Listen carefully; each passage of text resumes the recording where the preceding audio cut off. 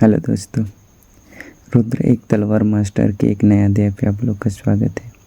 यह कहानी मेरे द्वारा एडिटेड और ट्रांसलेटेड है। अगर कहानी पसंद आए तो लाइक करें, अपने दोस्तों के साथ शेयर करें और प्यारा से कमेंट करना ना भूलें।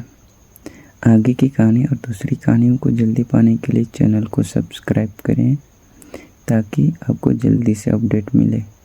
धन्यवाद।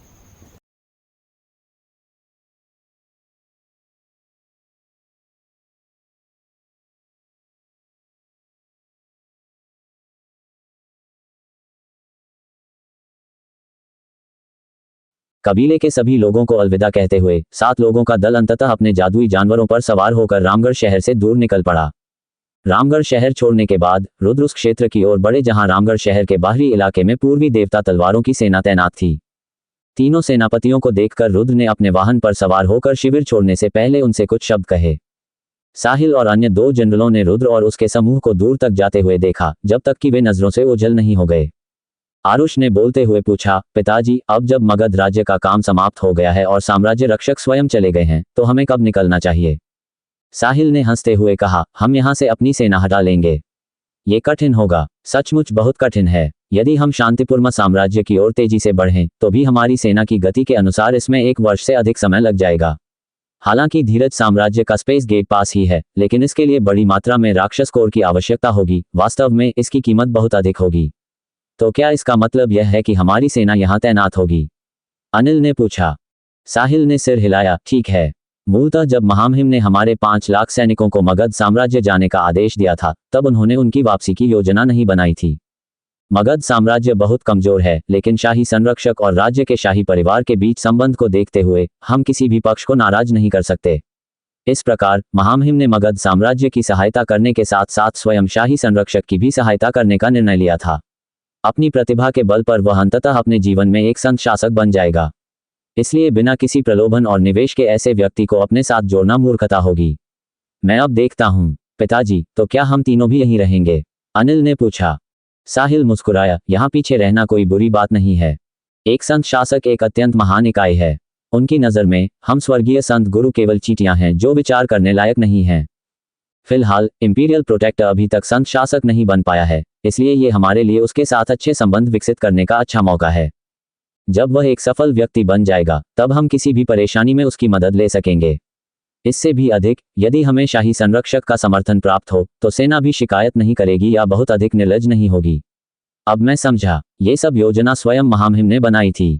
सचमुच यह एक अच्छा मौका है।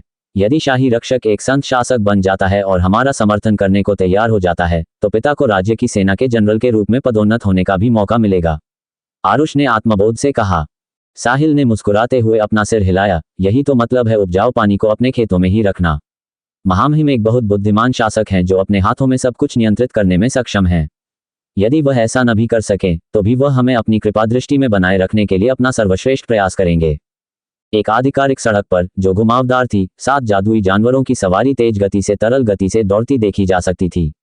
वे गुजरते समय अपने पीछे धूल का एक निशान छोड़ गए। रुद्रसेन, जिस गति से हम जा रहे हैं, हमें सीतापुर राज्य तक पहुंचने में कितना समय लगेगा? आध्या ने अपनी तरफ से रुद्र से पूछा। कुछ देर सोचने के बाद रुद्र ने जवाब दिया, इस मौजूदा गति से हमें पहुंचने में 2 या 3 दिन लगेंगे। ऐसा नहीं है कि हम वहां जल्दबाजी में जा रहे हैं। फिर एक छोटे से विराम के साथ रुद्र ने राजकुमारी की ओर देखा। आध्या, भविष्य में मुझे रुद्रसेन के बजाय रुद्र कहना। ठीक है, ये वही नाम होगा जो आपने सेन वंश छोड़ने के बाद इस्तेमाल किया होगा। राजकुमारी मधुर मुस्कान के साथ मुस्कुराई। सही, रुद्र ने सिर हिलाया। तो तुमने अपना नाम बदल लिया। इसमें कोई आश्चर्य नहीं कि मैंने आपके बारे में कभी नहीं सुना, जबकि शिक्षक ने कहा था कि सेन वंश आपको नहीं ढूंढ सका। हालांकि रुद्र नाम सुनने में अच्छा है। रुद्रसेन, अब से मैं तुम्हें भी इसी नाम से बुलाऊंगा। यात्रा करते समय लोगों का समूह एक दूसरे से हंसता और बातें करता रहा। जब उसे उस भाड़े के सैनिक समूह के बारे में सोचना पड़ा जिसकी उसने कभी कमान संभाली थी, तो रुद्र के विचार मधुबन शहर की ओर उड़ चले। इतने वर्ष बीत जाने के बाद भी उन्हें यह स्पष्ट नहीं था कि भाड़े के सैनिकों का यह समूह कैसे विकसित हुआ। रुद्र और उसके समूह के रामगढ़ शहर छोड़ने के बाद खुराना परिवार कुमारनगर शहर में अपने कबीले के परिसर के हॉल में एकत्र हुए थे। खुराना परिवार का मुखिया सबसे ऊपर बैठा था, जबकि दूसरी ओर कई दर्जन युवक घुटनों के बल बैठे थे। यदि रुद्र और राघव यहाँ होते, तो वे पुष्टि कर पाते कि ये युवक वही थे जिन्होंने गांव से इमानशी का अपहरण करने की कोशिश की थी। प्रभु के लिए एक रिपोर्ट। हमने एक संक्षिप्त जांच की है और ये वे लोग हैं जिन्होंने सेन कबीले के चौथे स्वामी को नाराज किया है। भारी भरकम दिखने वाले व्यक्तियों में से एक ने अपनी रिपोर्ट देते समय अपने हाथों को कप के आकार में बनाया। खुराना परिवार का मुखिया रणवीर उन कुछ लोगों को खतरनाक नजरों से देख रहा था। उसकी ठंडी आंखों के कारण युवक जवाब देने या यहाँ तक कि ऊपर देखने से भी डर रहे थे। क्षमा करें मेरे स्वामी, हमें क्षमा कर दीजिए। हमें नहीं पता था कि वे सेन कबीले के लोग थे। हम केवल इतना जानते थे कि एक महिला ग्रामीण काफी सुंदर थी और हम उसका विवाह युवा मालिक से करवाना चाहते थे। हमने ये सब युवा मास्टर को ध्यान में रखकर किया है। मेरे प्रभु, कृपया हमें छोड़ दें। हम फिर कभी ऐसा करने की हिम्मत नहीं करेंगे। महाराज, कृपया हमें एक और मौका दीजिए। कृपया इस बार हमें माफ कर दीजिए। सभी युवकों को पता था कि उन्होंने अपने ऊपर विपत्ति को आमंत्रित किया है। इस प्रकार वे घुटने टेक कर क्षमा के लिए रोए। रणवीर ने नाक भान सिकोड़ते हुए जवाब दिया, उन्हें बाहर खींचो और उनकी दोनों टांगें तोड़ दो। हाँ, पास खड़े अधेड़ उम्र के लोगों ने जवाब दिया। इसके बाद कई सुरक्षाकर्मियों को बुलाकर उन्होंने युवकों को बाहर खींचकर उनके पैर तोड़ दिए। उन्हें बांधो और उपहार के रूप में तैयार करो। हम माफी मांगने के लिए उस गांव में जाएंगे, रणवीर ने आदेश दिया। खुराना परिवार के भव्य और शक्तिशाली मुखिया का एक पहाड़ी गांव में व्यक्तिगत रूप से माफी मांगने आना यह दर्शाता है कि वह इस मामले को कितना महत्वपूर्ण मानते थे। क्रॉस पर्वत फीनिक्स महाद्वीप की सबसे बड़ी जादुई पशु पर्वत श्रृंखला थी। ये पूरे महाद्वीप से होकर गुजरा और महाद्वीप को 2 भागों में विभाजित कर दिया। पर्वत श्रृंखला ने भूमि के एक बड़े हिस्से को घेर रखा था। क्रॉस पर्वतों में असंख्य जादुई जानवर मौजूद थे। जादुई जानवरों के एकत्र होने के लिए यह एक वास्तविक स्वर्ग था। महाद्वीप के श्रेणी 6 के कई जादुई जानवर यहीं रहते थे। उनमें से बहुत कम लोग अन्यत्र रहते थे। इसके अलावा किंवदंती है कि पहाड़ों की गहराई में कई वर्ग 7 जादुई जानवर मौजूद थे। परिणामस्वरूप क्रॉस पर्वत को मानवता के लिए निषिद्ध क्षेत्र घोषित कर दिया गया। कोई भी मनुष्य जो क्रॉस पर्वत में प्रवेश करने की कोशिश करेगा वह कभी भी जीवित वापस नहीं आ सकेगा। इस प्रकार क्रॉस पर्वत की गहराई हजारों वर्षों से निषिद्ध क्षेत्र के रूप में विद्यमान रही है। यहाँ तक कि स्वर्ग के संत गुरु भी इस भूमि पर एक कदम रखने से डरते थे। इस समय क्रॉस पर्वत की गहराई में 3 मीटर लंबा एक मध्यम आयु वर्ग का आदमी खड़ा था। इस आदमी का शरीर बहुत मजबूत था। उसके शरीर की नसें सुनहरे रंग से चमक रही थीं। उनकी तांबे जैसी मांसपेशियां अच्छी तरह विकसित होने के संकेत के रूप में उभरी हुई थीं और उन्होंने जो एकमात्र वस्त्र पहना था वह एक जोड़ी शॉर्ट्स था जो उनके घुटनों तक ही आता था। इस क्षेत्र में झिझक के साथ खड़े हुए आदमी के दोनों हाथ नीचे लटक गए। उसकी आंखें अनिश्चित रोशनी से झिलमिला रही थीं, मानो वह किसी बात को लेकर अनिश्चित हों। जहां वह खड़ा था वहीं पहाड़ों की खाई और बाहरी दुनिया के बीच की सामान्य सीमा थी। पूरे क्रॉस पर्वत की खोज पहले ही की जा चुकी है, लेकिन पंख वाले बाघ भगवान को नहीं पाया जा सका है। यहां तक कि ऋतिका की उपस्थिति भी पूरी तरह से गायब हो गई है। ऐसा प्रतीत होता है कि वह बहुत समय पहले ही पंखों वाले बाघ देवता को क्रॉस पर्वतों से लाकर मनुष्य के क्षेत्र में ले आई है। यदि हम पंख वाले बाघ भगवान को मारना चाहते हैं तो हमें उस क्षेत्र में कदम रखना होगा। आदमी भौहें सिकोड़कर अपने आप से बुदबुदाया। ऋतिका ने पहले ही मानव जाति के साथ हमारी संधि का उल्लंघन कर दिया है। क्या मुझे ये जानकारी उजागर कर देनी चाहिए और मानव विशेषज्ञों को इससे निपटने देना चाहिए? आदमी ने एक क्षण सोचा और फिर जल्दी से अपना सिर हिलाया। नहीं, ऐसा नहीं चलेगा। इसमें प्राचीन पौराणिक पंख वाले बाघ देवता का उल्लेख है। यह मामला इतना महत्वपूर्ण है कि मानवता को इस समस्या का एहसास ही नहीं होने देना चाहिए। यदि वे पंख वाले बाघ देवता को, जबकि वह अभी भी एक शावक है, वश में करने का तरीका खोज लेते हैं तो ये पूरी जादुई पशु जाति के लिए एक बहुत बड़ी आपदा होगी। ऐसा लगता है कि हम शावक को मानव क्षेत्र में रहने की अनुमति नहीं दे सकते। हमें इसे मारना होगा, लेकिन जैसे ही मैं मानव क्षेत्र में कदम रखूंगा उद्धरण। ये कहते हुए आदमी की आवाज लड़खड़ाने लगी और उसकी आंखों में भय की गहरी छाया दिखाई देने लगी। एक क्षण बाद उसकी आंखों में एक और चमक उभरी जो किसी को भी सिहरन पैदा कर सकती थी। मानो उसने अंततः निश्चय कर लिया हो। वह गुर्राया, मानवता के विशेषज्ञ सभी छिप गए हैं। जब तक मैं सावधान रहूंगा वे मुझे नहीं ढूंढ पाएंगे। इसके साथ ही उस व्यक्ति ने क्रॉस पर्वत और बाहरी दुनिया के बीच की सीमा को पार करते हुए एक दृढ़ कदम आगे बढ़ाया। उसका शरीर क्षण भर के लिए चमकने और हिलने लगा, फिर वह अकल्पनीय गति से उड़ गया और अंततः आंखों से ओझल हो गया। अल्पविराम। 2 दिन बाद सीतापुर राज्य के गढ़ में भाड़े के सैनिकों के एक समूह को सामान के कारवां को धीरे धीरे ले जाते हुए देखा जा सकता था। भीड़ में 7 श्रेणी 3 जादुई जानवर धीमी गति से यात्रा कर रहे थे। इन जादुई जानवरों के ऊपर 6 नर और 1 मादा बैठे थे। यद्यपि वे सादे कपड़े पहने हुए थे, फिर भी उनकी उपस्थिति किसी भी अर्थ में राजसी और असाधारण थी। यहाँ तक कि उनके आसपास के लोग भी उनके बहुत करीब आने की हिम्मत नहीं जुटा पाए तथा एक स्वस्थ दूरी बनाए रखी, मानो वे किसी असाधारण शक्ति वाले व्यक्ति को अनजाने में ठेस पहुंचाने से डरते हों। 2 दिनों की यात्रा के बाद रुद्र और उसका समूह अंततः सीतापुर राज्य में पहुंच गया। राज्य के अंदरूनी क्षेत्र में प्रवेश करने के बाद भी रुद्र नहीं रुके। वे मधुबन शहर की ओर बढ़ते रहे। श्रेणी 3 के जादुई जानवर भूमि पर तीव्र गति से आगे बढ़ते रहे। वे अपने पीछे धूल का एक ऐसा निशान छोड़ गए जो दूर से देखने पर एक धूल के ड्रैगन जैसा लग रहा था। दिन के अंत में जब चंद्रमा उदय होने लगा तो रुद्र का समूह अंततः मधुबन नगर में पहुंच गया। क्षितिज पर पहले से ही धुंधली रोशनी फैल रही थी और सूर्य का आखिरी आधा भाग लगभग नजर नहीं आ रहा था। सूर्यास्त से निकलने वाली रोशनी आधे आकाश को रोशन करने के लिए पर्याप्त थी। मधुबन नगर के द्वारों पर आने जाने वाले यात्रियों की संख्या बहुत अधिक नहीं थी, इसलिए केवल कुछ दर्जन थके हुए सैनिक ही द्वारों पर पहरा दे रहे थे। रुद्र के यात्रियों का समूह धीरे धीरे शहर के प्रवेश द्वार की ओर बढ़ा। युद्धग्रस्त शहर की दीवारों को देखकर रुद्र के चेहरे पर एक जटिल भावना उभरी, जैसे उसे कुछ याद आ रहा हो। मधुबन शहर एक छोटा सा तृतीय श्रेणी का शहर था। इस स्थान पर रुद्र को जीवित रहने के लिए काफी संघर्ष करना पड़ा था। उनके संघर्षों ने उन पर गहरी छाप छोड़ी थी। यहाँ पर उनका प्रत्येक कदम उनके मन में एक और स्मृति खंड से जुड़ता प्रतीत हो रहा था। राजीव ने मधुबन नगर की पुरानी दीवारों को उत्सुकता से देखा और फिर बोला, रुद्र, तुम्हारा भाड़े का दल इसी नगर में रह रहा है। रुद्र ने सिर हिलाया, एक बार, लेकिन काफी समय बीत चुका है, मुझे यकीन नहीं है कि वे अभी भी मधुबन शहर में हैं या नहीं। इसके साथ ही रुद्र और अन्य लोग शहर में प्रवेश कर गए। एक राहगीर को रोककर रुद्र ने पूछा, नमस्ते भाई, क्या ब्लैकफायर के भाड़े के सैनिक अभी भी मधुबन शहर में हैं? कितना अजीब सवाल है। ब्लैकफायर के भाड़े के सैनिक हमेशा से मधुबन शहर में रहे हैं। अगर वे यहाँ नहीं होते तो और कहाँ होते? वह आदमी अजीब नजरों से रुद्र को देख रहा था। रुद्र यह सुनकर बहुत खुश हुआ, बहुत बढ़िया। मैंने नहीं सोचा था कि ब्लैकफायर के भाड़े के सैनिक अभी भी यहाँ होंगे। मुझे चिंता थी कि वे किसी अन्य स्थान पर चले जाएंगे। भाई, क्या तुम्हें मालूम है कि वे कहाँ स्थित हैं? शहर के दक्षिण पश्चिमी हिस्से में दीवान परिवार के परिसर में, आदमी ने जवाब दिया।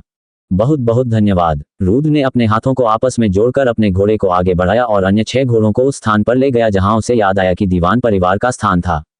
उस समय दीवान परिवार के घर के द्वार पर पहले से ही मजबूत दिखने वाले पुरुषों का एक बड़ा समूह इकट्ठा था। उनमें से प्रत्येक में जानलेवा भाव था। कुल मिलाकर 200 से अधिक लोग थे। उनके ठीक सामने 3 मध्यम आयु वर्ग के पुरुष और एक बुजुर्ग व्यक्ति द्वार के सामने एक पंक्ति में एक दूसरे के बगल में खड़े थे। इन चारों के पीछे एक और बड़ा समूह खड़ा था, जिसके चेहरे पर ठंडी निगाहें थीं। एक सशस्त्र योद्धा, आपके अवज्ञाकारी भाड़े के सैनिक आपकी धौंस धमकी से असहनीय हैं। यद्यपि हमारे ब्लैकफायर भाड़े के सैनिक अब पहले जितने शक्तिशाली नहीं हैं, लेकिन इसका अर्थ यह नहीं है कि हम आसान लक्ष्य हैं। क्या आप सचमुच सोचते हैं कि हम अपने समूह के विनाश के पक्ष में खड़े होंगे? हम ये सुनिश्चित करेंगे कि आपके भाड़े के सैनिकों को उतना ही नुकसान होगा जितना आपको मिलेगा। सामने खड़े बुजुर्ग ने सामने खड़े लोगों की ओर खतरनाक नजरों से देखा। सबसे आगे एक आदमी खड़ा था जिसके पास एक हाथ था। हंसते हुए वह बोला, ब्लैकफायर मर्सिनरीज, अगर यह अतीत होता तो आपके समूह में मेरे समूह के खिलाफ जाने की ताकत होती। वर्तमान स्थिति को देखते हुए मैं, एक हाथ वाला योद्धा, वास्तव में आपको कोई खतरा नहीं मानता। यदि आप मरना नहीं चाहते तो हमारे साथ सहयोग करें। मेरे भाड़े के अवज्ञाकारी सैनिकों के साथ शामिल हो जाओ और हम तुम्हारे साथ अनुचित व्यवहार नहीं करेंगे। हम्फ, ब्लैकफायर भाड़े के सैनिकों को अपने अवज्ञा भाड़े के सैनिकों में शामिल करने की आशा करना एक पागल आदमी के सपनों से अधिक कुछ नहीं है। ब्लैकफायर भाड़े के सैनिकों के भाई काया नहीं हैं। हम इसे स्वीकार नहीं करेंगे।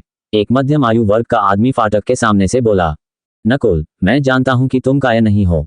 आप सच्चे अर्थों में एक इंसान हैं और इसलिए मैं आपका सम्मान करता हूं। हालांकि आपके ब्लैकफायर भाड़े के सैनिक युद्ध में मेरे डिफेंस भाड़े के सैनिकों की तुलना नहीं कर सकते, तो क्यों ना आप हमारे साथ जुड़ें और डिफेंस भाड़े के सैनिकों का विस्तार करने में मदद करें। जब हम सीतापुर साम्राज्य के सबसे मजबूत भाड़े के सैनिक समूह बन जाएंगे तो मैं आप सभी को आपकी सेवाओं के लिए पुरस्कृत करूंगा। यहां से आगे अनंत वैभव और वैभव हमारी प्रतीक्षा करेगा। इसमें असहमत होने की क्या बात है ना? इस पर झगड़ा करना आपके जीवन के लायक नहीं है। एक हाथ वाला आदमी हंसा। हम्फ, अगर हमारे ब्लैकफायर मर्सिनरीज के कप्तान की अनुपस्थिति न होती तो आपके डिफेंस मर्सिनरीज को मधुबन शहर में अपनी मर्जी से जाने का मौका भी नहीं मिलता। आप शुरू करने से पहले ही बाहर निकाल दिए जाएंगे। मितेश ने दांत पीस लिए। ब्लैकफायर मर्चेंडरीज का कप्तान? आप शायद रुद्र के बारे में बात कर रहे हैं। मैंने उसके बारे में पहले भी सुना है। एक अकेला व्यक्ति जिसने मधुबन शहर में गोसले कबीले को खत्म करने से पहले अकेले ही जोओ भाड़े के सैनिकों और जोओ कबीले को नष्ट कर दिया था। फिर उसने अपने कौशल से कक्षा 5 के जादुई जानवर से भी युद्ध किया। अरे, उसमें कितनी ताकत है। बुरा नहीं, बिल्कुल भी बुरा नहीं। मेरे पास भी उसकी प्रशंसा करने के अलावा कोई विकल्प नहीं है। इस समय तक एक हाथ वाले व्यक्ति के चेहरे पर ताना मारने वाला भाव था और वह लगातार बोल रहा था। लेकिन कितनी शर्म की बात है, आपका कप्तान यहाँ नहीं है। वह भाड़े के सैनिकों की सभा में भाग लेने के लिए चले गए। कितना अहंकारी बच्चा है जिसे दुनिया का कुछ भी ज्ञान नहीं है। इस छोटे से शहर में प्राप्त थोड़ी सी प्रसिद्धि के कारण उसने सोचा कि वह दुनिया में अपराजित है और वह भाड़े के सैनिकों के समूह में शामिल हो गया। उसे यह समझ लेना चाहिए था कि वह क्षेत्र एक ऐसी दुनिया है जिसमें केवल पृथ्वी संत मास्टर ही जीवित रह सकते हैं। उस ताकत के बिना वह इसमें कैसे भाग ले सकता था? वह संभवतः भाड़े के सैनिकों के शहर में ही मर गया था, इसलिए वह मधुबन शहर में वापस कैसे आ सकता था? एक हाथ वाले व्यक्ति के शब्दों से दीवान परिवार के द्वार के सामने खड़े 4 लोगों के चेहरे पर कठोरता आ गई। किंग फैंग ने सबसे पहले जवाब दिया, एक सशस्त्र योद्धा, अपनी जीभ काट लो। हमारे कप्तान की ताकत की विशालता को आप कैसे समझा सकते हैं? हाँ, बिल्कुल सच है। मुझे लगता है कि रुद्र की यह शक्ति अफवाह से अधिक कुछ नहीं है। उसकी असली ताकत जो भी हो, मैंने उसे पहले कभी नहीं देखा। मुझे पूरा यकीन है कि वह अभी भी पृथ्वी संत मास्टर की ताकत तक नहीं पहुंच पाया है। यदि वह भाड़े के सैनिकों की सभा में जाने से पहले ऐसा नहीं था, तो निश्चित रूप से वह शीघ्र मृत्यु की ओर अग्रसर है। वैसे भी उस कार्यक्रम को समाप्त हुए काफी समय हो गया है। यदि तुम्हारा कैप्टन रुद्र अभी भी जीवित होता तो वह वापस क्यों नहीं आया? आदमी ने उपहास किया। ये देखकर कि कोई भी उत्तर नहीं दे सकता, एक हाथ वाला आदमी बोलता रहा, मुझे यकीन है कि आप सभी पहले ही उत्तर पर पहुंच चुके होंगे। आप इसे स्वीकार करने को तैयार ही नहीं हैं। तो फिर मैं आपके लिए ये क्यों नहीं कहता? आपके कप्तान की मृत्यु भाड़े के सैनिकों के शहर में हुई। वह यहाँ कभी जीवित वापस नहीं आएगा। उस आदमी के शब्दों से ब्लैकफायर मर्केनरीज के प्रत्येक सैनिक के होश उड़ गए, लेकिन उन्होंने जल्दी ही अपनी भावनाओं पर काबू पा लिया। इस पर वह व्यक्ति केवल निराशा में अपना सिर हिला सका। उन्होंने मूल रूप से उनका मनोबल गिराने की योजना बनाई थी ताकि वे सभी को अपने पक्ष में प्रभावित कर सकें। अंततः ये प्रयास निष्फल रहा। वह कैसे जानता होगा कि 100 सदस्यीय मजबूत ब्लैकफायर भाड़े के सैनिक पहले महान संत मास्टर्स नकुल, मितेश, अवी, चरकस, दर्श, आजाद और बलवन के अधीन भाड़े के सैनिक थे। उनके हृदय में ये 7 व्यक्ति ऐसे नेता थे जिनके लिए वे मर सकते थे। ऐसे व्यक्ति जिनका वे अडिग विश्वास के साथ अनुसरण करते रहेंगे। एक सशस्त्र योद्धा, अपनी इस योजना पर समय बर्बाद मत करो। हम अपने कप्तान का मरते दम तक साथ देंगे। आप भी हार मान सकते हैं। हमारे ब्लैकफायर भाड़े के सैनिक कभी भी आपके अवज्ञा भाड़े के सैनिकों में शामिल नहीं होंगे। यदि आप अभी भी अपने इस विचार पर कायम रहना चाहते हैं तो हमें बिना समय बर्बाद किए लड़ाई शुरू कर देनी चाहिए। आजाद बोले, यद्यपि वे पहले जितने शक्तिशाली नहीं थे तथा ताकत में डिफेंस मर्सिनरी से थोड़े ही नीचे थे, फिर भी दोनों के बीच अंतिम परिणाम विनाशकारी होगा। एक हाथ वाले आदमी का चेहरा काला पड़ गया और उसने अपने होंठ काटे। मैंने तुम्हें एक मौका दिया था, लेकिन तुम इतने दुर्भाग्यशाली थे कि तुमने इसका मूल्य नहीं चुकाया। यदि यही बात है तो अब मुझे निर्दयी होने का दोष मत दीजिए। भाइयों, आओ हम लड़ें। उसके आदेश पर उसके पीछे खड़े प्रत्येक व्यक्ति ने एक एक करके अपने अपने पवित्र हथियार निकालने शुरू कर दिए। भाइयों, आओ हम लड़ें। आजाद और अन्य लोगों ने पीछे रहने के लिए अनिच्छा से आवाज लगाई। जैसे ही उन्होंने यह बात कही, ब्लैकफायर मर्केनरीज के कई दर्जन लोगों ने अपने स्पेस बेल्ट से एक बोतल निकाली और उसे जमीन पर पटक दिया। बोतलें टूटने के बाद जल्द ही प्रांगण हल्के हरे रंग के धुएं से भर गया। धुंध के कारण सबकी दृष्टि धुंधली हो गई। इन लोगों की हरकतों से आसपास के ब्लैकफायर भाड़े के सैनिक भ्रमित हो गए।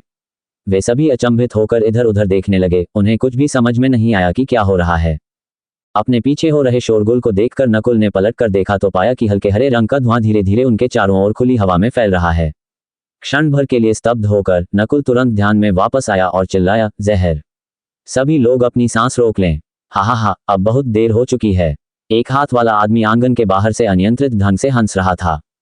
आप, मितेश ने उस आदमी को भयभीत भाव से गुस्से से देखा।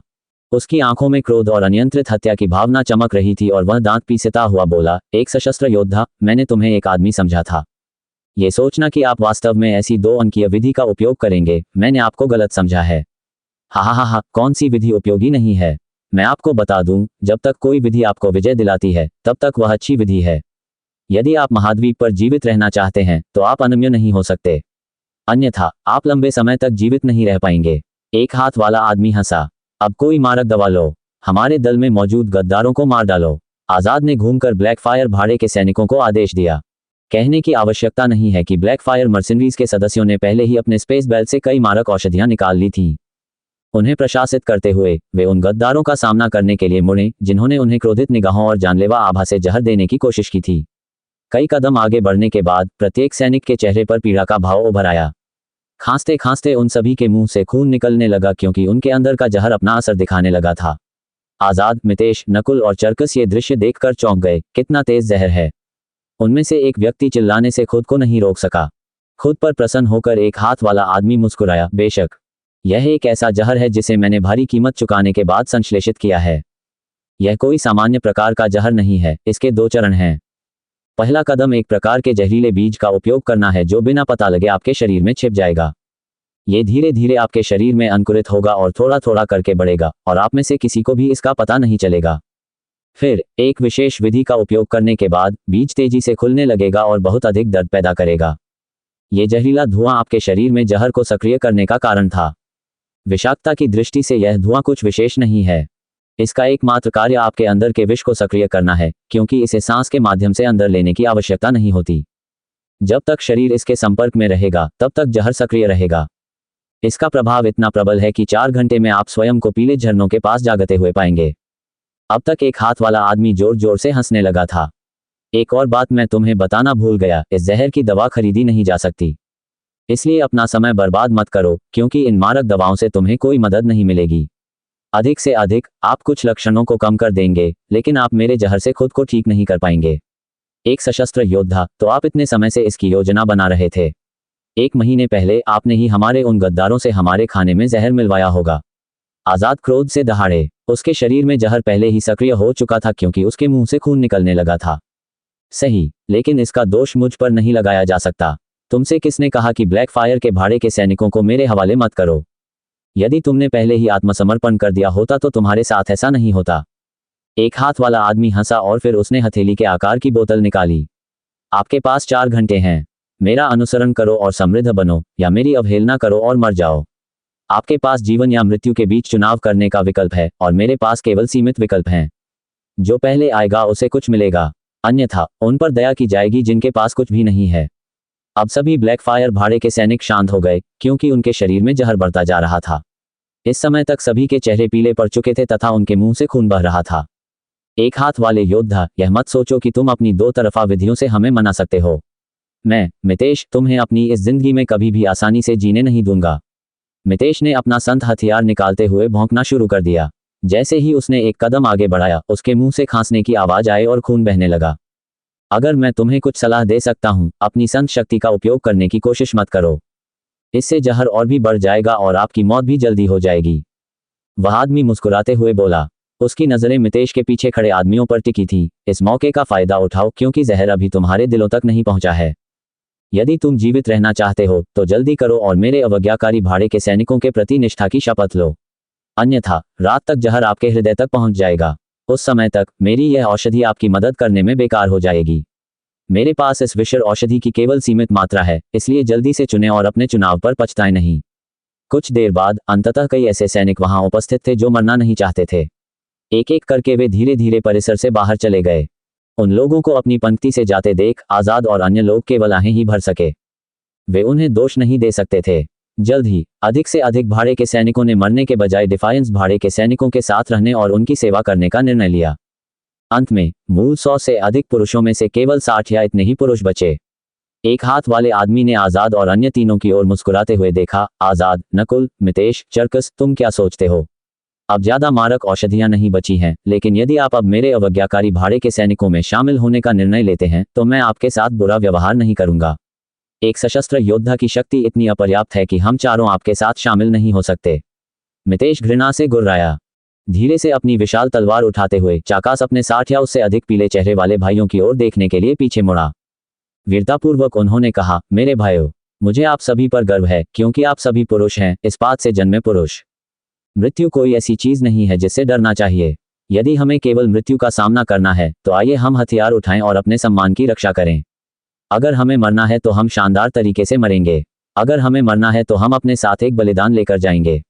हम डिफायंस के भाड़े के सैनिकों को बिना किसी नुकसान के जाने नहीं देंगे।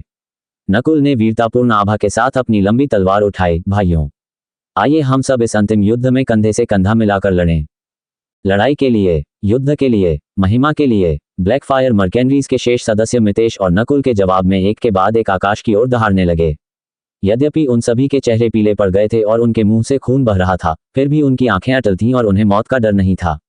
वे पहले ही मृत्यु का भय त्याग चुके थे। ये दृश्य देखकर एक हाथ वाले व्यक्ति का चेहरा काला पड़ गया। वह नाक सिकोड़ते हुए बोला, अगर तुम मरना चाहते हो तो मैं तुम्हें वह सब कुछ दे दूंगा। उन सबको मार दो। एक हाथ वाले व्यक्ति के पीछे खड़े लोगों के समूह ने परिसर में मौजूद लोगों पर हमला करने से पहले उनकी हत्या करने की तीव्र इच्छा प्रकट की। अचानक एक लाल चमकीली रोशनी दिखाई दी और सड़क के दूसरे छोर से एक जलती हुई तलवार बहुत तेज गति से उड़ती हुई आई। एक क्षण में ही वह परिसर के सामने जमीन पर जा गिरा। ऊर्जा के एक जबरदस्त विस्फोट के साथ डिफायंस मर्सिनरीज के लोग तुरंत दयनीय स्थिति में पहुंच गए। अचानक हुए विस्फोट से अचंभित होकर डिफायंस भाड़े के सैनिक और ब्लैक फायर भाड़े के सैनिक, जो एक दूसरे के साथ युद्ध के कगार पर थे, वहीं रुक गए। चाहे कोई भी पक्ष हो, सभी लोग हैरानी से दीवान परिवार के द्वार की ओर देख रहे थे। टक्कर के मूल स्थान से सभी देख सकते थे कि वहां 2 मीटर गहरा एक गड्ढा था।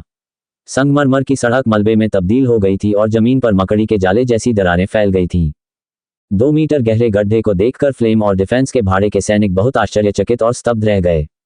आखिर इस सीमा तक क्षति पहुंचाने के लिए किसी को किस प्रकार की ताकत की आवश्यकता होगी, इस बात पर यकीन करना या निश्चित रूप से पता लगाना कठिन था, लेकिन एक महान संत गुरु द्वारा इस्तेमाल किया गया युद्ध कौशल भी तुलनात्मक रूप से उतना विनाश नहीं कर पाएगा। आखिरकार यह बहुत टिकाऊ क्षमता का संगमरमर था। यह न केवल कठोर और ठोस था, बल्कि जंगल में पाई जाने वाली नर्म और लचीली मिट्टी से भी भिन्न था। डिफायंस मर्सिनरीज के सदस्य और आजाद के साथ के लोग कठोर भाव से सड़क के अंत की ओर देखने लगे। वे सभी अपने दिल में आशंकित थे। हर कोई अच्छी तरह से जानता था कि इस तरह के विनाश में सक्षम व्यक्ति निश्चित रूप से या तो युद्ध कौशल वाला एक महान संत मास्टर होगा या पृथ्वी संत मास्टर क्षेत्र का कोई व्यक्ति होगा। किसी भी मामले में यह एक ऐसा व्यक्ति था जिसके खिलाफ दोनों में से कोई भी समूह नहीं जीत सकता था। इससे भी अधिक खतरनाक बात यह थी कि कोई नहीं जानता था कि यह नवागंतुक मित्र है या शत्रु। जैसे जैसे रात की चादर धरती पर छा रही थी, आसमान के रंग धुंधले होते जा रहे थे। परिणामस्वरूप ब्लैक फायर मर्सिनरीज और डिफेंस मर्सिनरीज केवल घबराहट के साथ प्रतीक्षा कर सकते थे, क्योंकि वे सड़क के अंत से आती हुई खटपट की आवाजें सुन रहे थे। कुछ ही देर बाद 7 जादुई पशु अपने सवारों के साथ दिखाई दिए, जो धीरे धीरे 2 भाड़े के सैनिकों के समूहों की ओर बढ़ रहे थे। दूरी अधिक होने तथा रात्रि के अंधेरे के कारण धुंधली दृष्टि के कारण न तो डिफायंस के भाड़े के सैनिक और न ही ब्लैक फायर के भाड़े के सैनिक सवारों के चेहरों को पूरी स्पष्टता से पहचान पाए। 7 घोड़ों और सवारों को धीरे धीरे अपनी ओर आते देख डिफेंस मर्सिनरीज के प्रतिनिधि ने झिझकते हुए एक कदम आगे बढ़ाया। उन्हें सलाम करते हुए वह बोला, ये डिफायंस भाड़े के सैनिकों का कप्तान है, जिसे एक सशस्त्र योद्धा के रूप में जाना जाता है। मैं आप वरिष्ठों को अपना सम्मान अर्पित करता हूँ। 7 ने कुछ भी नहीं कहा और धीमी गति से चुपचाप आगे बढ़ गए। सड़क के एक छोर से दूसरे छोर तक चलते हुए वे अंततः दीवान परिवार के द्वार पर पहुंचे। ये वह क्षण था जब चारों व्यक्ति और एक हाथ वाला व्यक्ति उन व्यक्तियों के चेहरे स्पष्ट रूप से देख सकता था। सभी को आश्चर्य हुआ जब ये पता चला कि बगल में बैठे 2 अधेड़ उम्र के व्यक्तियों को छोड़कर बाकी सभी यात्री युवा थे। मुझे यकीन है कि यह समूह किसी धनी परिवार के कुलीन बच्चों का समूह है। अभी जो हमला हुआ है वह बगल में खड़े 2 अधेड़ उम्र के लोगों में से किसी एक ने किया होगा।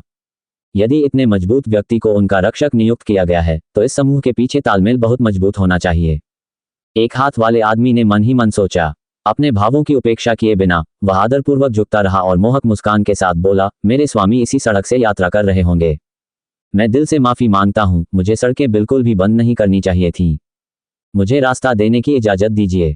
ये कहते हुए उस आदमी ने तुरंत अपने सैनिकों को रास्ते से हटने का आदेश दिया। मेरे प्रभु, यह एक सशस्त्र योद्धा के रूप में जाना जाता है, अवज्ञा भाड़े के सैनिकों का कप्तान। यद्यपि हमारी ताकत आपकी नजरों से ओझल है, फिर भी मधुबन नगर में ऐसा बहुत कम काम है जो मेरे भाड़े के सैनिक न कर सकें। यदि भविष्य में कभी भी मेरे प्रभु को सहायता की आवश्यकता हो तो कृपया हमसे संपर्क करें। महाराज, अब रास्ता साफ है, कृपया। उस व्यक्ति ने अन्य भाड़े के सैनिकों के साथ चेहरे पर सौहार्दपूर्ण भाव के साथ सलामी दी। इस समय एक सशस्त्र योद्धा पूरी तरह से जादुई जानवरों की सवारी पर बैठे सवारों पर ध्यान केंद्रित कर रहा था और उसने अपने पीछे के लोगों की पूरी तरह से उपेक्षा कर दी थी। आजाद और अन्य 3 लोग इस समय पूरी तरह स्तब्ध होकर रुद्र के चेहरे को देख रहे थे। उनमें से कुछ को तो अपनी आंखों पर विश्वास ही नहीं हो रहा था कि उन्होंने क्या देखा था। इस तथ्य के बावजूद कि रुद्र 2 साल पहले मधुबन शहर छोड़ चुका था, आजाद और अन्य लोग रुद्र को कहीं से भी पहचान सकते थे। भाड़े के सैनिकों की सभा में भाग लेने के बाद संकट के समय में वापस लौटने में रुद्र को 2 साल लग गए। इस समयावधि ने रुद्र को उनकी नजरों में एक उद्धारकर्ता के रूप में चित्रित किया। ये दृश्य देखकर उनकी आंखों में आशा की ज्वाला पुनः प्रज्वलित हो उठी। ऐसा लग रहा था मानो हार की प्रारंभिक संध्या के स्थान पर विजय की शानदार सुबह दिखाई दे रही हो। एक हाथ वाले व्यक्ति का आकर्षक रूप देखकर रुद्र अपनी जगह पर बैठे बैठे मुस्कुराए बिना नहीं रह सका। यह मुस्कुराहट खुशी वाली नहीं, बल्कि ठंडी मुस्कुराहट थी। कुछ ही देर बाद उसकी नजर धीरे धीरे दीवान परिवार के दरवाजे पर पड़ी, जहां आजाद और अन्य लोग थे। धीरे धीरे उसकी आंखों में एक उग्र हत्या की मंशा दिखाई देने लगी, इसलिए एक मुस्कुराहट के साथ, जो पूरी तरह से उसकी आंखों तक नहीं पहुंच पाए, रुद्र बोला, एक सशस्त्र योद्धा। मैं उस नाम को याद रखूंगा। ऐसा कोई तरीका नहीं था जिससे एक हाथ वाले व्यक्ति को पता चल सके कि उसके सामने खड़ा ये युवक वास्तव में ब्लैकफायर मर्सिनरीज का कप्तान रुद्र था। उसने केवल यही सोचा था कि संयोगवश उसकी मुलाकात किसी प्रभावशाली और कुलीन परिवार के युवा स्वामी से हो गई है, और वह रुद्र के शब्दों में छिपे अर्थ को पूरी तरह से समझने से चूक गया था। इस प्रकार वह रुद्र की बात सुनकर बहुत खुश हुआ और बोला, अगर मैं महामहिम का नाम पूछ सकता हूँ, यह एक सशस्त्र योद्धा के लिए एक बड़ा सम्मान होगा। महामहिम, अब रास्ता साफ है, मैं आपका बहुमूल्य समय और नहीं लूंगा। यदि मेरे स्वामी प्रसन्न हों। रुद्र के चेहरे पर एक ठंडी मुस्कान रह गई। एक हाथ वाले योद्धा, किसने कहा कि मैं इस सड़क से गुजर रहा था? वास्तव में मेरी मंजिल यही है। ये शब्द सुनकर वह आदमी चौंक कर चुप हो गया। रुद्र की आंखों की रोशनी तुरंत गायब हो गई, क्योंकि उसके शरीर से हत्या की तीव्र भावना निकलने लगी और उसने दूसरे व्यक्ति को भी अपने घेरे में ले लिया। एक सशस्त्र योद्धा, क्या आप जानते हैं कि मैं कौन हूं? रुद्र ने गुर्राहट के साथ पूछा। एक हाथ वाले उस आदमी का चेहरा अब बूढ़ा हो चुका लग रहा था। एक महान संत गुरु के रूप में वह एक स्वर्गीय संत गुरु की हत्या की मंशा का सामना कैसे कर पाएगा? तुरंत ही उसे ऐसा लगा जैसे उसे बर्फ की अथाह खाई में गिरा दिया गया हो, जिससे उसके पूरे शरीर में कंपकंपी और पसीना आ गया। एक हाथ वाला आदमी अब डर से पूरी तरह पीला पड़ गया था। उसे इस बात का बिल्कुल भी अंदाजा नहीं था कि उसके सामने खड़ा कुलीन युवा राजा उसे कैसे और क्यों इतनी बड़ी मात्रा में हत्या की नीयत से निशाना बना रहा था। इससे वह अविश्वसनीय रूप से अवाक और अवर्णनीय रूप से भयभीत हो गया। न ही उसे पता था कि कब और कैसे उसने उसी शक्तिशाली युवा राजा को नाराज कर दिया था। महामहिम, क्या मैंने किसी तरह से आपको नाराज किया है? क्या मैं विशेष जानकारी पूछ सकता हूँ? अब उसकी आवाज में मधुरता थी। यद्यपि उसे यह पता नहीं था कि रुद्र कितना शक्तिशाली था, परंतु उस पर लक्षित हत्या की मंशा उसके हृदय में भय उत्पन्न करने के लिए पर्याप्त थी। जादुई पशु की सवारी पर बैठे हुए रुद्र ने एक हाथ वाले व्यक्ति को तिरस्कार भरी नजरों से देखा। एक सशस्त्र योद्धा, अच्छी तरह सुनो, मैं वही हूं जिसके बारे में तुमने कहा था कि वह भाड़े के सैनिकों के शहर में मर गया। मैं ब्लैकफायर मर्चेंडरीज का कप्तान हूं, जियान चेन। रुद्र की बात सुनकर एक हाथ वाले व्यक्ति की पुतलियां तुरंत फैल गईं। उसके चेहरे पर बड़ा परिवर्तन आ गया और उसकी आंखें भय से रुद्र को अविश्वास से देखने लगीं। क्या यो तुम वही रुद्र हो? वह आदमी अपने आपे से बाहर हो गया और उसकी आवाज कांपने लगी। जब द्वार पर खड़े चारों व्यक्तियों ने रुद्र के शब्द सुने तो वे एक एक करके अविश्वास से हौंफने लगे, लेकिन उनकी आंखों में अत्यधिक खुशी के भाव थे। कप्तान वापस आ गया है। हमारा कप्तान अंततः लौट आया है। ये कप्तान है। कप्तान भाड़े के सैनिकों की सभा से लौट आया है। आजाद और तीनों एक के बाद एक भावनात्मक राहत में चिल्लाते रहे, जबकि उनके पीछे खड़े दर्जनों भाड़े के सैनिकों के चेहरे पर मुस्कान उभरने लगी। वे मौत की खाई में इतने गहरे डूब चुके थे कि उनके हाथ किसी तरह एक बेल को पकड़ पाए जो उन्हें सुरक्षित स्थान पर ले जा सकती थी। मृत्यु के उस अंधकार में अब जीवन का प्रकाश दिखाई दे रहा था। सबके चेहरे पीले पड़ गए थे, इसलिए रुद्र ने मजाक करने में और समय बर्बाद नहीं किया। एक हाथ वाले व्यक्ति को घूरते हुए रुद्र ने कहा, एक हाथ वाले योद्धा, तुम मेरे काले आग के भाड़े के सैनिकों के खिलाफ जाने के लिए साहसी हो, मैं तुम्हें ये दे सकता हूँ। एक हाथ वाले व्यक्ति का चेहरा भय और सदमे के कारण पीला सफेद और सड़ा हरा हो गया था। रुद्र के सुंदर किंतु युवा मुख को देखकर तथा उसमें शक्ति के प्रचंड विस्फोट को देखकर उसका हृदय भयभीत हो गया। क्या आप वास्तव में ब्लैकफायर मर्चेंडरीज के कप्तान रुद्र ही हैं? क्या आप भाड़े के सैनिकों की सभा में भाग लेने नहीं गए थे? तुम जीवित कैसे बच गए? वह आदमी कांप उठा। रुद्र ने ठंडी हंसी हंसते हुए कहा, बहुत हो गई बातें, अब जल्दी से दवा निकालो। एक हाथ वाले आदमी की आंखों में रोशनी की एक चमक उठी।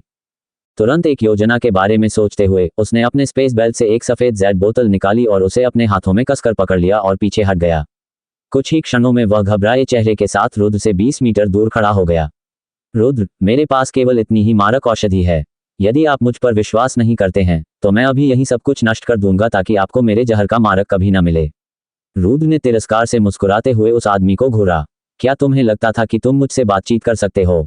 एक हाथ वाले व्यक्ति ने भयभीत होकर पहले रुद्र को देखा और फिर दो अधेड़ उम्र के व्यक्तियों ऋत्विक और बिमल को। विपक्ष की ताकत को समझते हुए उनके दिल में इन लोगों के प्रति जो डर था वह तुरंत बढ़ गया। हालांकि सुरक्षित वापसी के लिए उनके पास कोई विकल्प नहीं था। चूंकि उसने ब्लैकफायर मर्सिनरीज के लोगों को जहर दिया था, इसलिए वह जानता था कि अब रुद्र उन्हें जाने नहीं देगा। रुद्र, अगर तुम मारक दवा चाहते हो तो ठीक है। हालांकि आपको हमसे वादा करना होगा कि हमें यहां से सुरक्षित प्रस्थान दिया जाएगा। वह आदमी चिल्लाया। रुद्र के उत्तर की प्रतीक्षा किए बिना उसने अपने आदमियों को बुलाया और चिल्लाया, भाइयों, भाग जाओ। डिफायंस मर्सिनरीज के प्रत्येक सदस्य को तुरंत पता चल गया कि वे कमजोर पक्ष थे।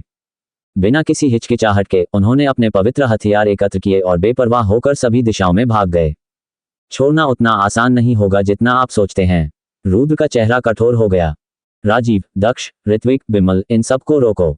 जो भी भागने की कोशिश करे उसे बिना दया के मार डालो। हाँ, ठीक है। राजीव जोर से हंसा और अपनी काठी से उछल पड़ा। हवा में उड़ते हुए वह नीली रोशनी में परिवर्तित होकर आंखों से ओझल हो गया। वह सड़क के दूसरी ओर से रास्ता काटने के लिए 100 मीटर दूर पुनः प्रकट हुआ, जहां डिफेंस के भाड़े के सैनिक भागने की कोशिश कर रहे थे। दक्ष, ऋत्विक और बिमल को पहले से ही पता था कि इस दृश्य में उन्हें क्या भूमिका निभानी है। उनमें रुद्र की आज्ञा का उल्लंघन करने का साहस नहीं था। बिना किसी हिचकिचाहट के वे हवा में उड़ गए और राजीव के मार्ग का अनुसरण करते हुए भाड़े के सैनिकों को किसी भी दिशा में भागने से रोक दिया। चौंक कर एक हाथ वाले आदमी ने बोतल को हवा में ऊंचा उठाया और खतरनाक तरीके से रुद्र को घूरने लगा। रुद्र, मेरे इस संश्लेषण का केवल एक ही मारक है। क्या तुम सचमुच चाहते हो कि तुम्हारे सभी ब्लैक फायर भाड़े के सैनिक घातक जहर से मर जाएं? विस्मयादिबोधक चिन्ह उद्धरण चिन्ह। तुम्हें मुझे धमकी देने का कोई अधिकार नहीं है। इसके अलावा आपको बातचीत की मांग करने का कोई अधिकार नहीं है। रुद्र चिल्लाया। एक ही विचार से वह विश्व की असीम ऊर्जा को उन्मत्त तरीके से उनके चारों ओर घुमाने के लिए एकत्रित करने लगा। ऊर्जा का ज्वार एक हाथ वाले व्यक्ति के चारों ओर घूमने लगा, जिससे वह हिलने डुलने में असमर्थ हो गया। अपनी बांह और हथेली को आगे बढ़ाकर रुद्र ने उस आदमी के हाथ में रखी बोतल को अपने हाथ में उड़ा दिया। स्वर्गीय संत गुरु की विधियों को देखकर एक सशस्त्र योद्धा जैसे महान संत गुरु के हृदय में बहुत भय उत्पन्न हो गया। दूसरी तरफ राजीव और अन्य 3 ने डिफेंस मर्सिनरीज के निकास को पूरी तरह से अवरुद्ध कर दिया था।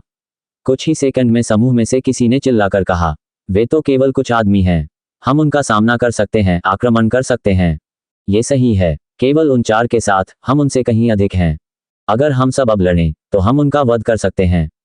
एक के बाद एक डिफायंस मर्सिनरीज के भाड़े के सैनिकों ने अपने सेंट हथियार निकाले और राजीव पर हमला करने के लिए सीधे हमला किया। आप यहाँ लापरवाही से काम कर रहे हैं। राजीव हंसा। इससे पहले कि वह कुछ कर पाता, दक्ष ने उसे रोकने का इशारा किया। दक्ष ने भावहीनता से कहा, मैं अकेला ही उनसे निपटने के लिए पर्याप्त हूं। ऐसा कहकर दक्ष ने तुरंत ही ज्वाला से बनी एक विशाल तलवार निकाली। उसके हाथ के एक जोरदार झटके के बाद ब्लेड के चारों ओर आग की लपटें उठने लगीं और फिर उसमें आग लग गई। तलवार से प्रकाश का एक प्रभामंडल फूट पड़ा। इससे इतनी तेज चमक निकली कि आसपास की परछाइयां पूरी तरह मिट गईं। असंभव, यही तो अग्नि का सार है। यह अग्नि का सार है। वह एक पृथ्वी संत मास्टर है। सब लोग भाग जाओ, वह एक पृथ्वी संत मास्टर है। शक्ति के इस प्रदर्शन को देखकर डिफेंस मर्केनरीज के होशियार सदस्यों के चेहरे पर तुरंत ही उदासी छा गई। उनमें जो साहस का संचार हुआ था, वह जिस तेजी से आया था उसी तेजी से लुप्त भी हो गया। लड़ने का साहस न होने के कारण वे भयभीत होकर पीछे हटने लगे। दक्ष की आंखों में चमक आ गई जब उसने अपनी विशाल तलवार को हिंसक गति से घुमाया। उसकी तलवार की आग से निकलने वाली रोशनी आसमान में फैल गई। इसके बाद उसने तुरंत आग की एक और लपटें निकाली, लेकिन इस बार उसने उन्हें बिजली की गति से सड़कों पर फैला दिया। टकराना। सड़क पर धुएं का गुबार छा गया था और उन पर लगा संगमरमर का पदार्थ टोफू की तरह आसानी से टूटकर बिखर गया था। सड़क पर लगभग 1/3 मीटर गहरी दरार दिखाई दी, क्योंकि सेंट फोस की लहर ने क्षेत्र को भर दिया, जिससे पूरी सड़क इस प्रकार कांपने लगी मानो भूकंप आ गया हो। दक्ष की तलवार के एक आकस्मिक झटके से उत्पन्न विस्फोटक शक्ति को महसूस करते हुए अवज्ञा भाड़े के सैनिकों का प्रत्येक सदस्य अविश्वसनीय रूप से दुखी महसूस कर रहा था। इस समय व्यवहारिक रूप से हर व्यक्ति केवल यही सोच सकता था कि पृथ्वी संत मास्टर कितना भयानक था। शांतिपूर्वक अपनी तलवार को याद करते हुए दक्ष ने बिना किसी भावना के अवज्ञाकारी भाड़े के सैनिकों को देखा। जो कोई भी इस रेखा को पार करेगा अपना जीवन खो देगा। उसने थूका। भाड़े के सैनिकों का पूरा समूह भय से कांप रहा था, क्योंकि दरार बमुश्किल उनके पैरों के सामने थी। हर कोई उस रेखा को ऐसे देख सकता था मानो वह स्वयं मृत्यु का प्रतिनिधित्व करती हो। एक भी व्यक्ति इसे पार करने का साहस नहीं कर सका। दूसरी ओर एक हाथ वाला व्यक्ति केवल लाल वस्त्र पहने दक्ष को स्तब्ध होकर देख रहा था। उसके सामने जो दृश्य था उसे देखकर वह चुप हो गया। वह व्यक्ति इस बात पर विश्वास ही नहीं कर पा रहा था कि ब्लैक फायर मर्केनरीज का कप्तान एक पृथ्वी संत मास्टर को अपना आदेश देने में सक्षम था। मधुबन नामक छोटे से शहर में महान संत गुरुओं को पहले से ही शक्ति का प्रतीक माना जाता था। पूरे शहर में उनकी संख्या अधिकतम 20 ही होगी। पृथ्वी संत मास्टर्स को इस क्षेत्र के इतने छोटे शहर में जाने से शायद ही कोई लाभ मिलेगा। यदि कोई आ भी गया तो वह निस्संदेह सबसे मजबूत विशेषज्ञ होगा। पूरे शहर में कोई भी उनका मुकाबला नहीं कर सकता। अब जबकि ब्लैक फायर मर्केनरीज के पास एक पृथ्वी संत मास्टर स्तर का विशेषज्ञ था, तो मधुबन शहर में कौन उनके खिलाफ जाने की हिम्मत करेगा। दक्ष की शक्ति से काली अग्नि के भाड़े के सैनिक भी आश्चर्यचकित थे, लेकिन शीघ्र ही उनके चेहरे पर खुशी छा गई और उनके शरीर भय से कांपने लगे। यदि पृथ्वी संत मास्टर जैसा कोई शक्तिशाली व्यक्ति अपने कप्तान की बात सुनता है, तो क्या इसका मतलब यह नहीं होगा कि वह व्यक्ति उनमें से ही एक था। रुद्र ने एक हाथ वाले के हाथ से जबरन छीनी हुई बोतल आजाद की ओर फेंकी। जल्दी करो और मारक दवा ले लो। हाँ कप्तान, आजाद ने उत्साहपूर्वक जवाब दिया। बोतल का ढक्कन खोलकर उन्होंने प्रत्येक ने तरल पदार्थ की एक एक बूंद अपने मुंह में डाली और फिर बोतल आगे बढ़ा दी। बोतल में पर्याप्त मात्रा में विषर औषधि थी जिसे हर कोई ले सकता था। इससे भी अच्छी बात यह रही कि बोतल का आधे से अधिक हिस्सा बचा रहा, जो एक हाथ वाले योद्धा द्वारा पहले कही गई उस बात का खंडन करता है कि बोतल की आपूर्ति सीमित है। विषनाशक दवा देने के बाद प्रत्येक विषग्रस्त सैनिक के चेहरे पर शीघ्र ही रंग लौट आया। जल्द ही जहर उनके शरीर से बाहर निकल गया और अब उनके जीवन के लिए कोई खतरा नहीं रहा।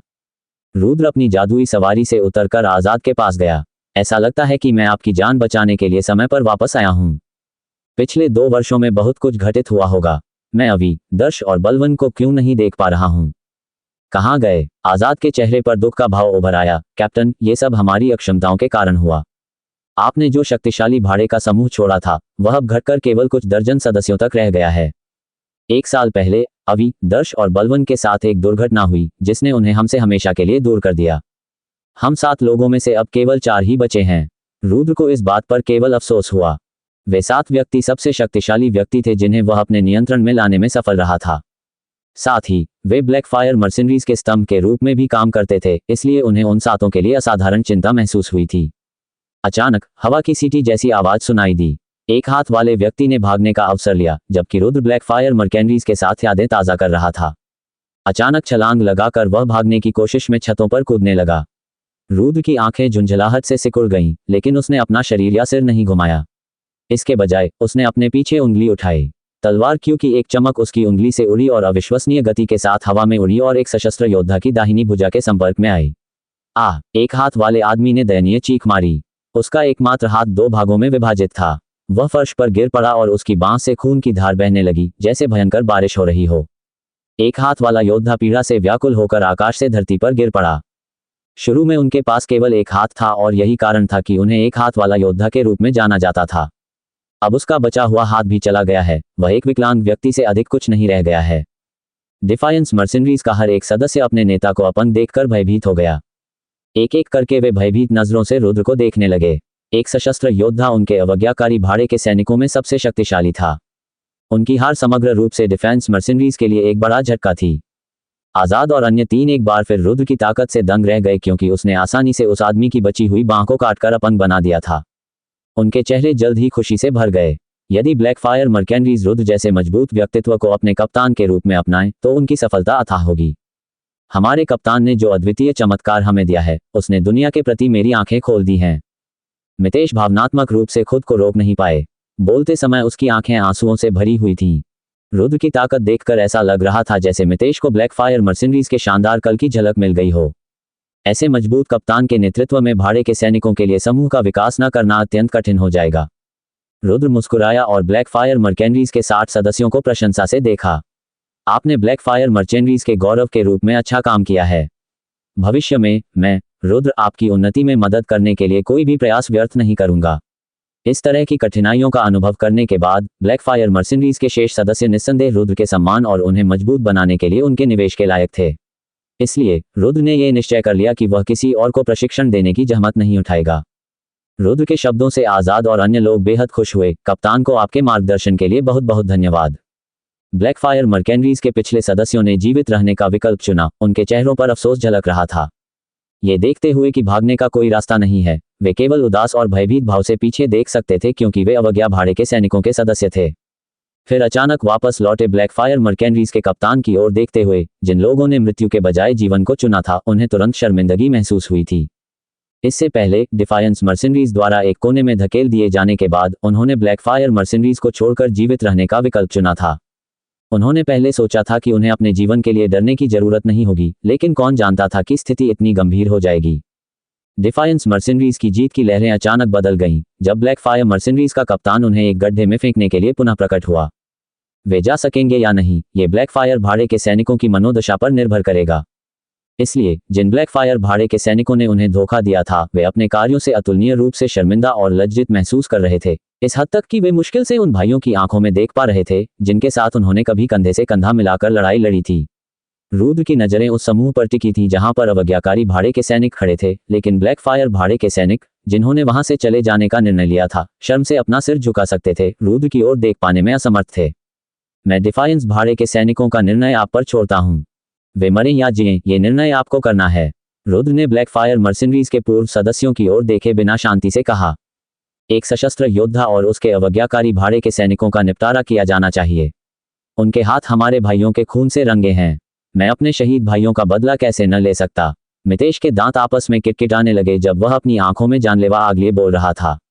ये सुनकर अवज्ञा भाड़े के सैनिकों के महान संत मास्टर चौंक गए। एक दूसरे को देखकर वे तुरंत आकाश की ओर उछल पड़े। वे भागने के लिए हर संभव दिशा में छलांग लगाने लगे। उन्होंने पहले भी कई ब्लैक फायर भाड़े के सैनिकों को मार डाला था, इसलिए वे जानते थे कि पीछे रहना बिना किसी आशा के मौत का इंतजार करना था। जैसी स्थिति थी, वे जीवन पाने के लिए भागने की पूरी कोशिश कर सकते थे। राजीव ने उपहासपूर्वक हंसते हुए कहा, अगर मैंने तुम्हें अपनी नाक के नीचे से भागने दिया तो मेरे पास अपने भाइयों को दिखाने के लिए कोई चेहरा नहीं बचेगा। ये कहते हुए राजीव और दक्ष ने तुरंत अपने हथियार निकाल लिए। उन्होंने तलवार क्यूई के कई ब्लेड छोड़े, जिससे सभी महान संत मास्टर्स आधे में विभाजित हो गए। उनकी मौत के साथ आसमान से खून और शरीर के अंग बरसने लगे। अपने समूह के सबसे शक्तिशाली सदस्यों को विरोधी पक्ष के लोगों द्वारा आसानी से मारा जाता देख शेष डिफायंस भाड़े के सैनिक दक्ष और राजीव के भय से भूतिया सफेद पड़ गए थे। कृपया हमें छोड़ दीजिए कैप्टन रुद्र। 1000 क्षमा। हम डिफायंस भाड़े के सैनिकों को छोड़कर ब्लैक फायर भाड़े के सैनिकों को शामिल कर लेंगे और जरूरत पड़ने पर बैलों की तरह काम करेंगे। कृपया हमें एक बार माफ कर दीजिए। मुझे अभी भी घर पर पत्नी और बच्चे की देखभाल करनी है। कृपया हमें माफ कर दीजिए कैप्टन रुद्र। डिफायंस भाड़े के सैनिकों में से हर कोई जानता था कि अब सारी शक्ति कहाँ है। जो लोग मरने को तैयार नहीं थे, उनमें से कुछ लोग हताश होकर बार बार जमीन पर घुटने टेकने लगे और प्रणाम करने लगे। नकुल कदम दर कदम उनके पास गया। हमारे ब्लैक फायर भाड़े के सैनिक आप में से हर एक को नहीं मारेंगे, लेकिन हम आपको इतनी आसानी से नहीं छोड़ेंगे। अपनी स्पेस बेल्ट सौंप दो और तुम जा सकते हो। हम ये करेंगे, हम ये करेंगे। नकुल के शब्द अवज्ञाकारी भाड़े के सैनिकों के कानों में सुसमाचार के गीत के समान थे। मानो उन्हें माफी दे दी गई हो। उनमें से किसी ने भी अपना अंतरिक्ष बैग त्यागने में संकोच नहीं किया। उन्होंने आज्ञाकारी होकर उन्हें सौंप दिया। 2 पृथ्वी संत गुरुओं के प्रकट होने से उनके हृदयों पर अविश्वसनीय दबाव महसूस हुआ। तभी उन सदस्यों में से एक, जिसने पहले ब्लैक फायर मर्सिनरीज को छोड़कर जीवित रहने का विकल्प चुना था, नकुल के पास आया। बॉस, क्या मेरे लिए ब्लैक फायर मर्सिनरीज में फिर से शामिल होना संभव होगा? आप जानते हैं कि मेरे घर पर परिवार है, जबकि मेरे बाकी बेफिक्र भाइयों के पास नहीं है। मैं मर नहीं सकता और मेरे पास कोई और विकल्प भी नहीं था। नकुल चुप रहा और रुद्र की ओर देखने लगा। रुद्र ने हाथ हिलाने से पहले एक क्षण सोचा। आप जा सकते हैं। ब्लैक फायर मर्सिनरीज का सदस्य बनने के लिए आपकी सेवा के लिए धन्यवाद के रूप में आपको अपनी चीजें सौंपने की जरूरत नहीं है, बस चले जाए। सभी डिफायंस भाड़े के सैनिकों ने इस स्थान से शांतिपूर्वक जाने से पहले अपने अंतरिक्ष बैग दे दिए थे। अपने शब्दों के अनुसार ब्लैक फायर भाड़े के सैनिकों ने बिना किसी कारण के सभी को नहीं मारा। हालांकि जिन गद्दारों ने उन्हें जहर दिया था, उन्हें बांध दिया गया। जिन पूर्व सदस्यों ने ब्लैक फायर मर्सिनरीज को जहर दिया था, उन्हें डिफेंस मर्सिनरीज ने बहुत पहले ही खरीद लिया था और इस प्रकार आजाद ने उन्हें भी नहीं बख्शा।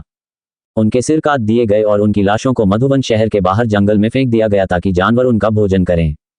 सभी काम निपटा लेने के बाद समूह ने दीवान परिवार के परिसर के आसपास के क्षेत्र को साफ किया और सीधे अंदर चले गए। हॉल के अंदर रुद्र सबसे ऊपर बैठते थे, जहां सामान्यतः परिसर का मुखिया बैठता था। उनके साथ राजीव और 5 अन्य लोग तथा ब्लैक फायर मर्सिनरीज के आजाद और उनके 3 साथी भी थे। आजाद, नकुल, मितेश और चरकस, इतने साल पहले मेरे जाने के बाद से क्या हुआ है? ब्लैक फायर भाड़े के सैनिक इतनी दयनीय स्थिति में क्यों पहुंच गए हैं? रुद्र ने उन चारों को घूर कर देखा। कप्तान, ये सब हमारी अक्षमता के कारण हुआ। हम न केवल ब्लैक फायर मर्सिनरीज का विस्तार करने में असमर्थ रहे, बल्कि हमने इसे इतनी वीरान अवस्था में भी पहुंचा दिया। यदि कैप्टन हमारी मदद के लिए नहीं आते, तो शायद हमारे ब्लैक फायर भाड़े के सैनिक आज से आगे जीवित नहीं बच पाते। आजाद लज्जित होकर बोला, मेरे साथ जो कुछ हुआ उसे विस्तार से बताओ। मुझे ये समझने दो कि अतीत में क्या हुआ था। रुद्र बोला। आजाद ने एक क्षण के लिए अन्य तीनों को देखा, फिर साहस जुटाया। कप्तान, मुझे ये कहने की अनुमति दीजिए। जब आप पहली बार गए थे, तो हमने ब्लैक फायर भाड़े के सैनिकों की ताकत बढ़ाने के लिए अपनी पूरी कोशिश करने के आपके आदेशों का पालन किया था। उस समय हमारी ताकत मधुबन शहर में हमें अपराजय बनाने के लिए पर्याप्त थी, इसलिए हमारा पहला कदम मधुबन शहर की संरचना को पुनर्गठित करना और हमारी खोई हुई सारी शक्ति को पुनः प्राप्त करना था। जब हमने पहली बार अपनी योजना को क्रियान्वित किया तो ये बिना किसी बाधा के पूरी हो गई। हम कई अन्य कुलों और शक्तियों के साथ साथ कई कमजोर भाड़े के समूहों को भी अपने अधीन लाने का प्रयास कर रहे थे। इस प्रकार ब्लैक फायर भाड़े के सैनिकों ने शक्ति का एक और स्तर प्राप्त कर लिया, लेकिन मधुबन शहर के भीतर कुछ गुट ऐसे थे जो हमारे ब्लैक फायर भाड़े के सैनिकों के साथ जुड़ने के लिए तैयार नहीं थे। एक गठबंधन बनाकर उन्होंने हमारे ब्लैक फायर भाड़े के सैनिकों के खिलाफ संघर्ष शुरू कर दिया। उनका ये गठबंधन शहर के कई शक्तिशाली परिवारों और भाड़े के सैनिकों से भरा हुआ था, जिससे उनकी ताकत हमारी ताकत से कम नहीं थी। कुछ समय तक हम शहर की छाया में उनसे गुप्त रूप से लड़ते रहे और दोनों तरफ से क्षति उठानी पड़ी। आधे साल बाद पता चला कि यह कक्षा 5 के जादुई जानवर का बच्चा था। खबर लीक हो गई और दुश्मन गठबंधन के कानों तक पहुंच गई। इस बार हमारे ब्लैकफायर भाड़े के सैनिक और वह गठबंधन शावक के कारण एक पूर्ण युद्ध में उलझे हुए थे। हमारे दोनों पक्षों ने भारी क्षति पहुंचाई। अंत में हमारे ब्लैकफायर भाड़े के सैनिक दुश्मन गठबंधन पर जीत हासिल करने में कामयाब रहे। अफसोस, बलवन और दर्श दोनों युद्ध में हताहत हो गए। कक्षा 5 के जादुई जानवर के बच्चे के बारे में सुनकर रुद्र की आंखों में एक अजीब सी चमक आ गई। यह शावक गोल्डन टाइगर किंग का है ना? सही, वह शावक वास्तव में गोल्डन टाइगर राजा का शावक था। किशोरावस्था के कारण यह हमला करने में असमर्थ था, इसलिए हमारे ब्लैकफायर भाड़े के सैनिक इसे प्राप्त करने में सक्षम थे। लेकिन दुर्भाग्य से इस समय आजाद की आवाज लड़खड़ाने लगी और उनके चेहरे पर दर्द और दुख छा गया। क्या पर रुद्र की आंखें उसी अजीब रोशनी से आजाद को घूरती रहीं। इस स्वर्ण बाघ राजा के शावक और रुद्र के बीच एक अक्षम्य और अविस्मरणीय घृणा थी। इस शावक के कारण ही मूल कप्तान कबीर की हत्या कर दी गई थी और उसके साथ के बाकी सदस्यों को पर्वत श्रृंखला में दफना दिया गया था। ये हमारी लापरवाही के कारण ही था कि शावक को रात में एक गुप्त हमलावर द्वारा चुरा लिया गया। अवि ने उसका पीछा किया, लेकिन अंततः उसका सिर काट दिया गया। बाद में मलबे को देखने पर हम ये पता लगाने में सफल रहे कि शावक को ले जाने वाला हमलावर युद्ध कौशल का जानकार था। नकुल ने अफसोस के भाव के साथ आह भरी। ये सब मेरी लापरवाही के कारण हुआ, मितेश ने खेदपूर्वक कहा। उसके चेहरे पर पीड़ा छिपी नहीं रह सकी, मानो वह अवि की मौत के लिए खुद को दोषी मान रहा हो। रुद्र का चेहरा कठोर हो गया और उसने पूछा, क्या तुम ये पता लगाने में सफल हो पाए कि शावक को कौन ले गया? एक भी जानकारी नहीं मिली। उस हमलावर ने हमारे लिए कोई सुराग नहीं छोड़ा। मधुबन शहर में वह शावक फिर कभी नहीं मिला। चाकास ने अपना सिर हिलाया। रुद्र की भौहें उठीं और वह मन ही मन सोचने लगा। इस बीच आजाद ने बोलना जारी रखा, इसके बाद गठबंधन की ताकत के सामने हमारी सेना कमजोर हो गई। अब गतिरोध की स्थिति में फंसकर हमें यह सुनकर बहुत आश्चर्य हुआ कि गठबंधन में आंतरिक कलह शुरू हो गई है। एक दूसरे से लड़ना शुरू करने के कारण हमने पूरे गठबंधन को टूटते और राख में तब्दील होते देखा। हमने अराजकता का फायदा उठाकर बाकी गुटों को दबाने की कोशिश की, लेकिन हमें यह उम्मीद नहीं थी कि कोई दूसरा दल तूफान की तरह आएगा और हमसे पहले ही जीत हासिल कर लेगा। वे डिफायंस भाड़े के सैनिक थे। कुछ दिन भी नहीं बीते थे कि अवज्ञा भाड़े के सैनिकों का नेता, एक सशस्त्र योद्धा, हमारे पास आया और हमें अपने भाड़े के सैनिकों के प्रति निष्ठा की शपथ लेने का आदेश दिया। हमारे इनकार के बाद डिफायंस भाड़े के सैनिकों ने हमारे विरुद्ध कार्य करना शुरू कर दिया। नगर के स्वामी और एक सशस्त्र योद्धा के बीच कुछ प्रकार का असामान्य संबंध था, इसलिए नगर के स्वामी द्वारा उन पर विशेष ध्यान दिया जाता था। परिणाम स्वरूप डिफेंस मर्सिनरीज के विकास में तेजी से वृद्धि हुई। इस दौरान हमारे मर्सिनरीज का उनके मर्सिनरीज के साथ कई बार टकराव हुआ, जिसका परिणाम आज आप देख रहे हैं। पूरी बातचीत सुनने के बाद रुद्र ने मन ही मन कहा, मैंने नहीं सोचा था कि 2 साल में इतना कुछ हो जाएगा। चीजें मेरी सोच से कहीं अधिक जटिल हो गई हैं, लेकिन इसके लिए आप पर दोष नहीं लगाया जा सकता। नकुल ने एक पल के लिए हिचकिचाहट के बाद एक बार फिर अपना मुंह खोला। कप्तान, अभी एक और बात बतानी बाकी है। ये कहना, रुद्र बोला। कप्तान, बलवन की मृत्यु के बाद बलवन के बेटे ने ठाकुर कबीले पर अधिकार कर लिया और हमारे ब्लैकफायर भाड़े के सैनिकों से अलग हो गया। अब जब कप्तान वापस आ गया है, तो क्या हमें ठाकुर कबीले को फिर से अपने साथ शामिल कर लेना चाहिए? नकुल ने पूछा। इस पर कुछ विचार करते हुए रुद्र बोला, चाहे जो भी कहा जाए, बलवन एक ऐसा व्यक्ति है जो हमारे ब्लैकफायर भाड़े के सैनिकों के लिए मर गया और उत्कृष्ट सेवा के लिए मंत्री के रूप में स्थान पाने का हकदार है। मैं कल उसके कबीले में जाऊंगा। अब देर हो रही है और आप सभी को आराम करना चाहिए। अब जब मैं वापस आ गया हूं, तो ब्लैकफायर भाड़े के सैनिकों का विकास नहीं रुकेगा। कल सुबह मैं सभी के लिए कई महत्वपूर्ण घोषणाएं करूंगा। आजाद और अन्य 3 लोग हॉल से बाहर चले गए, जिससे केवल रुद्र और उसके 7 लोग ही बचे। रुद्र, तो ये तुम्हारा भाड़े का समूह है। वहां केवल 4 महान संत गुरु हैं और उनकी शक्ति भी बहुत कम है, लेकिन यह महत्वपूर्ण नहीं है। अपनी ताकत के साथ हमें ब्लैकफायर भाड़े के सैनिकों को सीतापुर साम्राज्य के सबसे मजबूत भाड़े के सैनिकों के समूह में बदलने में ज्यादा समय नहीं लगेगा। राजीव बोला, यही मेरी भी योजना है। तो इस बात को ध्यान में रखते हुए क्या किसी के पास कोई अनुकूल योजना है जिसे हम आजमा सकें? रुद्र ने पूछा। सरल बात है, हमें अपनी सेना का निर्माण करना होगा। जब तक आप ये घोषणा करते हैं कि 7 पृथ्वी संत मास्टर्स हैं, मुझे यकीन है कि कई भाड़े के सैनिक हमारे साथ शामिल होने के लिए तैयार होंगे। राजीव ने सुझाव दिया। उन्होंने कहा, हालांकि यह एक अच्छी योजना है, लेकिन इससे छिपे हुए एजेंडे वाले लोग ही सामने आएंगे। हम सभी को नहीं ढूंढ सकते और भविष्य में ज्यादा समय नहीं लगेगा जब आज की घटना फिर से दोहराई जाएगी। मेरी नज़र में हमें अपने सैनिकों को एक विशिष्ट दस्ता बनाना चाहिए, लेकिन नियंत्रण योग्य संख्या में। 100 लोगों का एक विशिष्ट दस्ता 1000 नागरिकों की भीड़ को पराजित कर सकता है। दक्ष बोला, ओह, ये बुरा नहीं है। दक्ष के सुझाव में कुछ दम है। क्यों ना हम इन सैनिकों को प्रशिक्षित करने में अपना कुछ समय और खून पसीना लगा दें ताकि वे हमारे इच्छित श्रेष्ठ सैनिक बन सकें। राजीव ने पूछा। उन्होंने कहा, उन्हें उत्कृष्ट सैनिक बनने के लिए प्रशिक्षित करना जरूरी है। ये सैनिक वे हैं जिन्हें मैं अपने मन और वास्तविकता दोनों में उपयुक्त पाता हूं, लेकिन ये पर्याप्त नहीं है। मेरा लक्ष्य यह है कि भविष्य में ब्लैकफायर भाड़े के सैनिक फीनिक्स महाद्वीप पर सबसे मजबूत बनेंगे।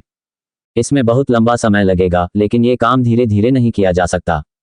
मुझे तेजी से चलना होगा, शीघ्रता से चलना होगा, रुद्र ने कहा। तो फिर मेरा एक सुझाव है, कृपया सभी लोग इस बारे में अपनी इच्छानुसार परामर्श करें। आखिरकार आध्या अपनी लंबी चुप्पी से बाहर आई। रुद्र, यदि आप ब्लैकफायर भाड़े के सैनिकों को यथाशीघ्र विकसित करना चाहते हैं, तो आपके पास वास्तव में केवल एक ही रास्ता है। आपको मजबूत शहरों में जाना होगा और अपने नियंत्रण में सभी मजबूत भाड़े के समूहों को वश में करना होगा। अपनी शक्ति से, जब तक तुम्हारा सामना किसी स्वर्गीय संत गुरु से नहीं होता, तब तक तुम्हें कोई बाधा नहीं आएगी। यदि हम ऐसा करते हैं, तो भले ही वे सही तौर पर हमारे प्रति निष्ठा की शपथ लें, लेकिन कौन जानता है कि वे गुप्त रूप से क्या कर सकते हैं। आज जो कुछ हुआ, उससे सबक लेना चाहिए। बिमल बोला, यह ऐसी बात नहीं है जिसके बारे में हमें चिंता करनी चाहिए। पूर्ण सत्ता के सामने कोई भी षड्यंत्र कागजी शेर की तरह खतरनाक हो जाता है। बुद्धिमान लोग हमारे समूह की ताकत देखेंगे और जानेंगे कि उन्हें क्या करना चाहिए। हमारा अनुसरण करना, उनके मार्ग को आगे बढ़ाना होगा तथा नई ऊंचाइयों पर पहुंचना होगा। यदि वे काफी समय तक भाड़े के सैनिकों के समूह में रहेंगे, तो वे उस समूह से प्रेम करने लगेंगे और उसका ख्याल रखने लगेंगे। ठीक वैसे ही जैसे एक नागरिक राज्य में रहता है, वे राज्य से प्रेम करने लगेंगे और उसे अपने परिवार की तरह संजोकर रखेंगे। राजकुमारी बोली, इसके अलावा रुद्र एक स्वर्गीय संत गुरु हैं और बहुत शक्तिशाली भी। किसी भी एक राज्य में उनके जैसे व्यक्तियों की संख्या दुर्लभ मानी जाती है, चाहे आप कहीं भी हों। एक स्वर्गीय संत गुरु को अपना संरक्षक बनाना ऐसी चीज है जिसकी हर व्यक्ति आशा करता है। स्वर्गीय संत गुरु को अपना संरक्षक बनाना उनकी स्थिति को ऊंचा करना है, भले ही वे स्वयं मजबूत न हो। कहने की आवश्यकता नहीं कि उन्हें इस बात का भय नहीं होगा कि कोई अन्य शक्ति उनकी पूरी शक्ति को निगल जाएगी। इसलिए उनके पास हमारे साथ जुड़ने से इनकार करने का कोई कारण नहीं है। आध्या के अपना जवाब देने के बाद सभी चुप हो गए। वे सभी जानते थे कि उसने केवल शुद्ध तर्क की बातें ही कही थीं। सचमुच, पूर्ण सत्ता के सामने कोई भी षड्यंत्र या गुप्त षड्यंत्र कागजी शेर से अधिक कुछ नहीं थे। चाहे लहर कितनी भी बड़ी क्यों ना हो, जब तक उनका कप्तान सीधा खड़ा रहेगा, समूह के भीतर कोई आंतरिक कलह नहीं होगी। रुद्र चुपचाप बैठा रहा और उसकी बातें समझता रहा। आद्या की विस्तृत योजना को ध्यान में रखते हुए रुद्र ने आखिरकार मुस्कुराते हुए अपना सिर हिलाया। ये बिल्कुल भी बुरा नहीं है, आइए हम इसी तरह काम करें। रुद्र द्वारा अपनी योजना को मंजूरी दिए जाने से आद्या के चेहरे पर एक सुखद मुस्कान आ गई। हालांकि एक बात के प्रति सतर्क रहना होगा, जब आप उन्हें अधीन करने के लिए बल का प्रयोग करें, तो उनके पिछले नेताओं से सभी प्रकार की शक्तियां न छीनें। अन्यथा यदि वे अधीन हो भी जाएं, तो भी आपके प्रति उनका क्रोध कभी नहीं भुलाया जा सकेगा। आखिरकार उनके भाड़े के सैनिक समूह भी कड़ी मेहनत पर ही आधारित थे। यदि आपकी सारी मेहनत इतनी आसानी से खारिज कर दी जाए और कोई और आपसे छीन ले, तो मुझे संदेह है कि दुनिया में एक भी व्यक्ति ऐसा होगा जो इस तरह का थप्पड़ स्वीकार करेगा। ये तो स्वाभाविक ही है। आध्या, आपकी योजना काफी प्रभावशाली है। ब्लैकफायर के भाड़े के सैनिक अब से इस पद्धति का उपयोग करेंगे ताकि कम से कम समय में सबसे मजबूत बन सकें। रुद्र के चेहरे पर प्रसन्नता भरी मुस्कान आ गई। फिर जैसे कुछ और सोच रहे हों, उनके चेहरे से मुस्कान गायब हो गई। हालांकि इससे पहले कि हम समूह का विकास कर सकें, मुझे अभी भी कई चीजों का ध्यान रखना है। खैर, अब हम यहीं पर अपनी बात समाप्त करेंगे। सभी को आराम करना चाहिए। हम कल इस बातचीत को जारी रखेंगे। आजाद ने बहुत पहले ही अपने परिवार से रुद्र और उसके साथियों के आराम के लिए सबसे शानदार कमरे तैयार करवा लिए थे। दीवान परिवार के नौकरों द्वारा आंगन और दरवाजे के टूटे फूटे टुकड़ों को ठीक करने के अलावा केवल रात की आवाजें ही सुनाई दे रही थीं। जब रुद्र और उसका समूह सो रहा था, दीवान परिवार के आंगन में घटित घटनाओं की खबर तेजी से पूरे शहर में फैल गई। ये खबर नगर के राजा के महल तक पहुंचने में ज्यादा समय नहीं लगा। हवेली के अंदर नगर के राजा इकबाल को हाथ में चाय का कप लिए अपनी मेज के पास बैठे देखा जा सकता था। यदि कोई और समय होता तो भगवान बहुत पहले ही रात्रि विश्राम के लिए अपने बिस्तर पर चले गए होते, लेकिन आज का दिन अलग था। वह जानता था कि आज की रात वह रात होगी जब डिफायंस मर्सिनरीज का मुकाबला ब्लैकफायर मर्सिनरीज से होगा। आज रात के बाद मधुबन शहर में ब्लैकफायर के भाड़े के सैनिक नहीं रहेंगे, केवल डिफेंस भाड़े के सैनिक ही रहेंगे। तभी काले कपड़े पहने एक आदमी तेजी से कमरे में आया और जमीन पर घुटने टेक कर बैठ गया। नगरपालिका के लिए एक रिपोर्ट। ब्लैकफायर मर्चेंडरीज का कप्तान वापस आ गया है। अवज्ञाकारी भाड़े के सैनिकों को मार दिया गया है तथा नेता एक सशस्त्र योद्धा को अपंग बनाकर उनके द्वारा पकड़ लिया गया है। बचे हुए महान संत मास्टरों को भागने के प्रयास में सिर काट दिया गया, जबकि शेष सदस्यों ने शांति से रहने और भागने के लिए अपने अंतरिक्ष बैट को जब्त कर लिया। क्या उनका कप्तान जो 2 साल से वापस नहीं आया, क्या वह वास्तव में वापस आ गया है? और आप कहते हैं कि उसने एक सशस्त्र योद्धा को भी पकड़ लिया है। इकबाल आश्चर्यचकित था, उसे इस परिणाम की बिल्कुल भी उम्मीद नहीं थी। जी महाराज, अब तक अवज्ञा भाड़े के सभी महान संत मास्टरों का पूरी तरह से वध कर दिया गया है। उनका भाड़े का समूह अब नहीं रहा, मुखबिर ने सूचना दी। एक क्षण के लिए इकबाल का चेहरा सफेद रंग के कई रंगों से पीला पड़ गया, फिर उसने धीरे धीरे खुद को शांत किया। हाथ हिलाकर उसने आदेश दिया, तुम जा सकते हो, आपका अधीनस्थ अभी पीछे हट जाएगा। मुखबिर तुरंत महल के हॉल में गायब हो गया। मुखबिर के चले जाने के बाद इकबाल का चेहरा चिंता से कठोर हो गया और उसकी भौहें सिकुड़ गईं।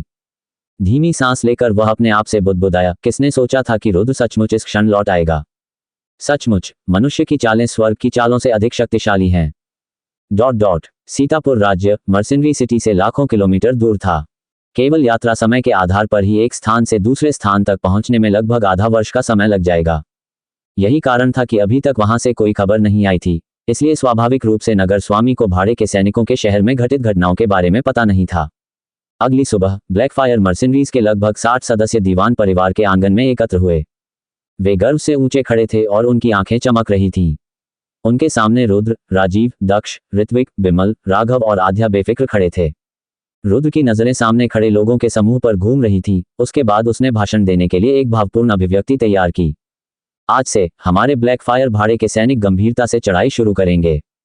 हमारा अगला लक्ष्य जल्द से जल्द सीतापुर साम्राज्य के भीतर सबसे मजबूत भाड़े का समूह बनना है और फिर क्षेत्र के भीतर सबसे मजबूत भाड़े का समूह बनना है। फिलहाल मैं गंभीरता से इसकी घोषणा करूंगा। थोड़ी देर रुककर गहरी सांस लेते हुए रुद्र ने राजीव की ओर इशारा करते हुए कहा, ये राजीव है और अब से यह हमारे ब्लैकफायर मर्सिनरीज का उपकप्तान होगा। उसकी शक्ति मेरी शक्ति से थोड़ी कम होगी, लेकिन बाकी सबसे अधिक होगी। क्या किसी को कोई आपत्ति है? कोई नहीं है। हम अपने नए उपकप्तान का स्वागत करते हैं। आजाद पहले व्यक्ति थे जिन्होंने अपनी स्वीकृति व्यक्त की थी। राजीव भले ही अपने बेटे जितना ही छोटा हो, लेकिन कल रात जब उसने देखा कि कैसे उसने डिफेंस मर्सिनरीज के विशेषज्ञों को इतनी आसानी से मार गिराया, तो उसे अपनी ताकत पर पूरा भरोसा हो गया। पृथ्वी संत मास्टर ऐसा व्यक्ति था जिसे वे बड़ी मुश्किल से आमंत्रित कर सकते थे, तो फिर वे कैसे मना कर सकते थे? कोई आपत्ति नहीं है। हम अपने नए उपकप्तान राजीव का स्वागत करते हैं। नए उपकप्तान का स्वागत है। एक एक करके ब्लैकफायर मर्सिनरीज के सदस्य खुशी से जयकार करने लगे और राजीव का स्वागत करने लगे। रुद्र ने आगे कहा, ये दक्ष है। मुझे लगता है कि उनकी ताकत सभी के सामने स्पष्ट हो गई है। पृथ्वी संत मास्टर स्तर के एक विशेषज्ञ के रूप में उन्हें हमारे ब्लैकफायर भाड़े के सैनिकों के भीतर एक बुजुर्ग के रूप में पद दिया जाएगा। इस बार रुद्र द्वारा दक्ष की शक्ति का वर्णन सुनकर प्रत्येक सदस्य प्रसन्नता से भर गया। इस समय उनके दिलों में ब्लैकफायर भाड़े के सैनिकों के प्रति इतनी गहरी निष्ठा हो गई है कि यदि जरूरत पड़ी तो वे इसके लिए अपनी जान भी दे सकते हैं। ब्लैकफायर के भाड़े के सैनिक अपने स्वयं के परिवारों से भी अधिक महत्वपूर्ण थे। अपने समूह में 2 पृथ्वी संत मास्टर्स के शामिल होने से वे खुश कैसे न हो सकते थे। विशेषकर आजाद, नकुल, मितेश और चरकस के चेहरे पर आंसू बह रहे थे। यह उनके लिए स्पष्ट था कि ब्लैकफायर भाड़े के सैनिकों के कष्ट के दिन अंततः समाप्त हो गए थे। अब वे एक गौरवशाली कल की सुबह का स्वागत करेंगे। सबके उत्साहित चेहरों को देखकर रुद्र के दिल की धड़कनें बढ़ने लगीं। जब उसने उनके चेहरों पर गहरे भाव देखे तो रुद्र को पता चल गया कि ये लोग ब्लैकफायर मर्सिनरीज के सच्चे स्तंभ थे। अपनी ताकत इतनी अधिक न होने के बावजूद ये सदस्य ब्लैकफायर भाड़े के सैनिकों के प्रति सच्चे और वफादार थे।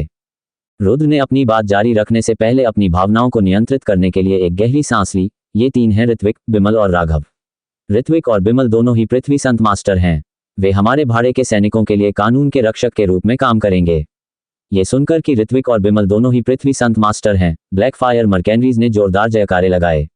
उनकी भावनाएं अभूतपूर्व गति से उनके चेहरों पर उभर आईं। कुछ देर तक उत्साह जारी रहा, फिर रुद्र ने भीड़ को शांत करने के लिए अपना हाथ ऊपर उठाया। राघव एक महान संत गुरु हैं, लेकिन उनके पास आजाद, नकुल, मितेश और चरकस के समान ही शक्ति का पद होगा। इसके बाद आज यहाँ मौजूद भाड़े के सैनिक ब्लैकफायर भाड़े के सैनिकों का मूल होंगे।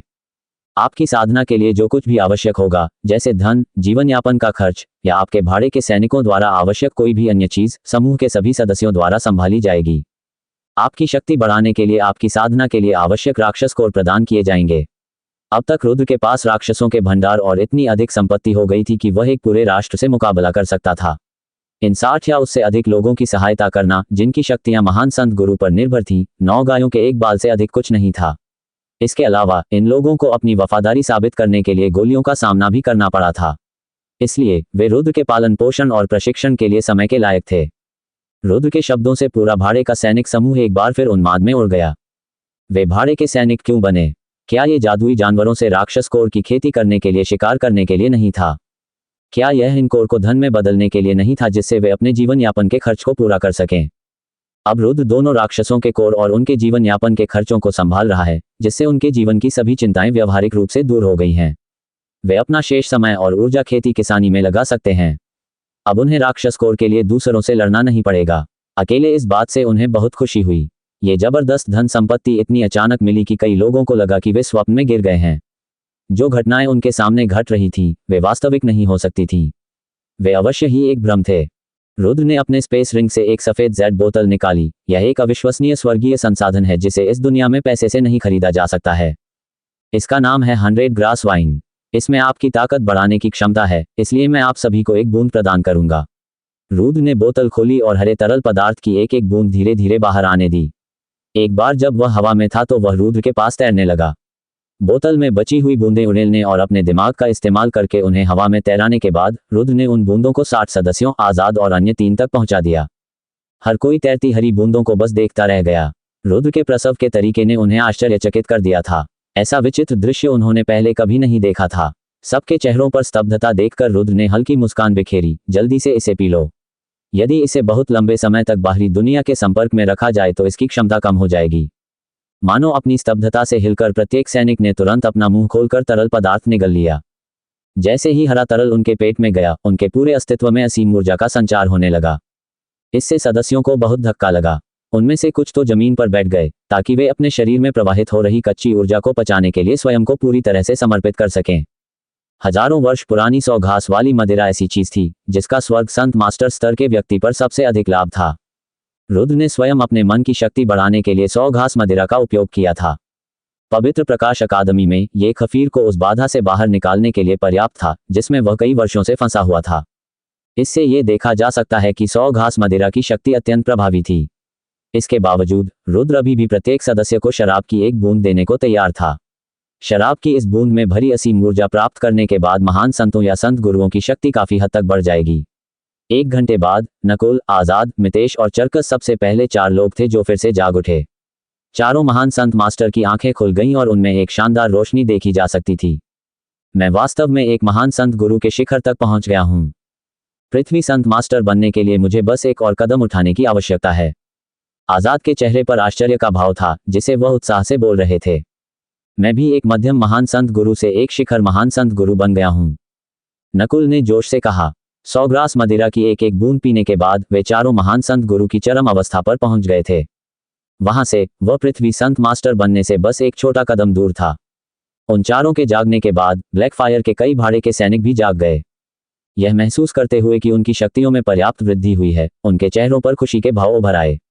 ये लोग मूलतः मध्यम संत मास्टर या उच्च संत मास्टर थे।